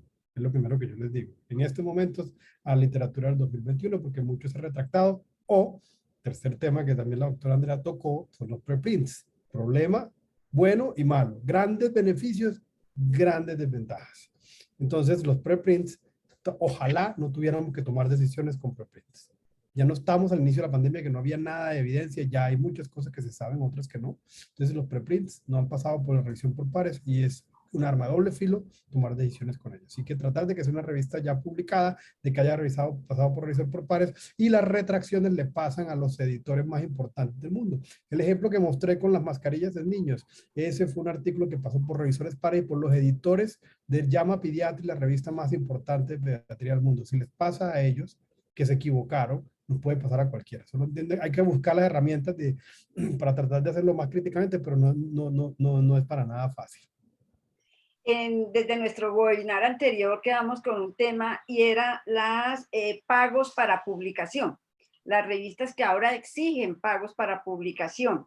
Entonces, para nuestros residentes, para los países de menos ingresos, para las investigaciones que son realizadas en nuestras latitudes, tendrían menos posibilidades de llegar a una revista de circulación científica importante, con este tema de los pagos. ¿Cómo ven eso ustedes, doctora Ramírez, doctor Flores? Doctora Ramírez. No, yo no creo que tengamos menos posibilidad de publicar en revistas de alto impacto que cobren, también en revistas de alto impacto que no cobran. Lo que pienso es que hay que tener en cuenta, digamos, esos gastos, pues esas inversiones realmente. Dentro del proceso de la publicación, a veces hacemos mucho esfuerzo por conseguir el dinero para ejecutar la investigación y se nos olvida que también hay que dejar ahí un dinero pues, para finalizar ese proceso que es tan importante. Pero yo pienso que es más importante tener un buen match con la revista, porque hay muchas revistas que son realmente regulares que cobran también. Entonces es más como buscar una revista que tenga buena calidad y en donde tengamos un buen match para poder que el paper sea altamente visible, que tenga buenas citaciones. No necesariamente pagar más caro quiere decir que lo van a citar más. Y a veces la revista no tiene tanto impacto como uno quisiera. Yo siempre en mis presupuestos dejo un rubro para publicaciones, pero a veces la mejor revista es una revista gratis y no pasa absolutamente nada. Yo a los residentes les he dicho que no es solamente pues, la revista, sino también el contenido, y aquí en esto pues la cuña es, si se puede publicar en inglés, siempre mándelo a un buen editor, porque eso también aumenta mucho la posibilidad de que se lo publiquen. Entonces, eso también es muy importante. Las revistas latinoamericanas igual también hay unas fabulosas, entonces pienso que hay que también tener la mente abierta y buscar ese el mejor match para el paper, no necesariamente casarse con una revista. Doctor Flores. El tema es diferenciar el concepto de impacto del concepto de revista de acceso abierto. La revista de acceso abierto es aquella donde cualquier persona en el mundo puede acceder sin necesidad de ninguna restricción que implica pago de dinero. Y esa revista de acceso abierto, por lo tanto, alguien tiene que pagarlo, porque este proceso de publicación es costoso. ¿Quién lo paga en la revista de acceso abierto? Los investigadores o la institución donde está el investigador. Entonces, por eso hablamos del cobro. Entre comillas, como dice la doctora Andrea, es una inversión. Entonces, alguien tiene que pagar. En el acceso abierto pagamos los investigadores, en las que no son de acceso abierto o llamadas por suscripción, paga la organización que la mantiene, usualmente por dinero de la industria o porque la sociedad tiene unos socios que pagan. Entonces, hay pros y contras y no vamos a hablar de eso. Si ustedes escogen una revista y esa revista es de su interés, hace el match, como dice la doctora Andrea, y creen que ahí encaja nuestro artículo, y que están interesados en que esto se disemine lo máximo posible, las revistas de acceso abierto llevan la parada, pero son costosas. Eso es importante tener en cuenta. Entonces, el pago no implica la aceptación, lo que implica la aceptación es la calidad de ese artículo. ¿Qué tan relevante esa pregunta? ¿Qué tan bien diseñada fue? ¿Y qué tan bien escrita fue? Esas son las tres cosas que yo les enseño solamente a los estudiantes: la calidad de la pregunta, la buena metodología y lo bien que lo escribieron. Y esas tres cosas van, ya ustedes con las revistas miran cuál es la que le encaja mejor en lo que ustedes necesiten y lo pueden mandar. Yo por experiencia les puedo decir que ustedes pueden publicar en la mejor revista del mundo si cumplen esos tres requisitos. El acceso abierto no cambia definitivamente. Hay unas ventajas con el acceso abierto: más rapidez, no hay límite de número de artículos, entonces de pronto la capacidad de recibirlos en esa revista puede ser un poquito más fácil. Pero básicamente es la pregunta. Y sí que caigan en el tema de los journal depredadores. Cuando le cobran por publicar, donde la tarifa es muy barata, lo están invitando, todo se ve muy fácil. Si usted le dice, venga, mándeme que yo le publico, venga, mándame que somos lo más, que usted es el mejor investigador del mundo. Si ustedes se sienten halagados con las revistas, esa revista es una revista depredadora muy probablemente. Ese iba a ser muy chiquita. La pregunta siguiente y era las revistas, los journal depredadores. ¿Cómo orientar a nuestros muchachos, a nuestros residentes, a nuestros futuros colegas? Porque tenemos también esa responsabilidad. Doctora Ramírez. Como lo dice el doctor Flores, es porque el proceso se ve demasiado fácil, porque uno dice, ay, wow, esto va a ser súper fácil, pan comido, tenga cuidado. Normalmente el proceso de publicación es un poquito doloroso. Es doloroso. Uno escribe el paper y luego entra en el camino, en el rosario de los dolorosos, yo les digo así, porque eso después hay que tener mucha persistencia y le va saliendo uno callo porque ese proceso no es nada fácil. Ha sido muy interesante en nuestro mes de la investigación la semana pasada con los doctores Lozano y Ruiz, lo duro que es pensar en investigar, lo duro que es realizar la investigación, luego redactar la investigación. Vamos en la publicación. unos machos los que siguen en la publicación, ¿cierto, doctores? ¿Qué les recomendarían para el cierre, doctora Andreita? Una recomendación para todos los que son nuestros futuros y van a ser nuestros futuros colegas. Tener paciencia, eso a mí me ha costado mucho porque yo soy súper acelerada, pero este proceso requiere paciencia y se demora. Esto no es de un día para otro, entonces los residentes tienen que tener un poquito de paciencia y persistencia, ¿no? Porque no están, no, digamos, si a uno se lo aceptan ahí mismo es porque algo está raro con la revista. Esto se demora, el proceso de la revisión por pares le devuelven a uno ese paper y se lo destruyen, le toca a uno luego rogarle a los peer reviews para que explicar esto bien para poder convencerlos. Esto es un proceso de ir y venir que puede demorarse hasta un año, eso no es nada fácil, entonces toca tener paciencia, armarse de valor y de mucha resistencia, y siempre les voy a recomendar publicar en inglés y tener un buen editor de inglés porque eso sí va a hacer la diferencia. Paciencia y perseverancia. Doctor Flores. Lo dije hace 8 días, trabajo en equipo. Esto no es un trabajo de una sola persona, es un trabajo de un equipo donde se juntan capacidades, experiencias.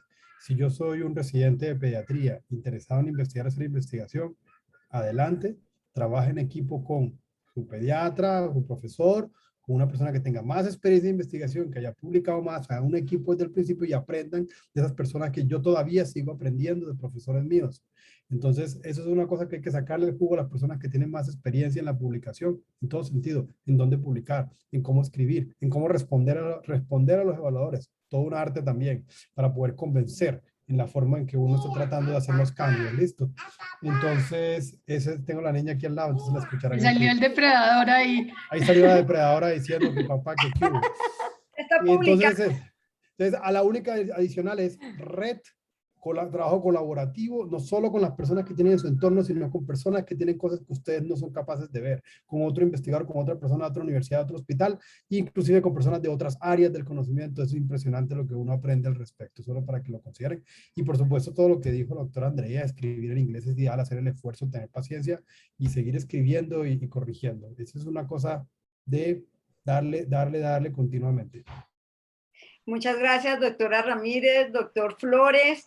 Excelente, conclusiones, aprendizajes. Ese webinar queda grabado, así que nuestros residentes van a poder verlo, los que no alcanzaron, los que estaban en turno.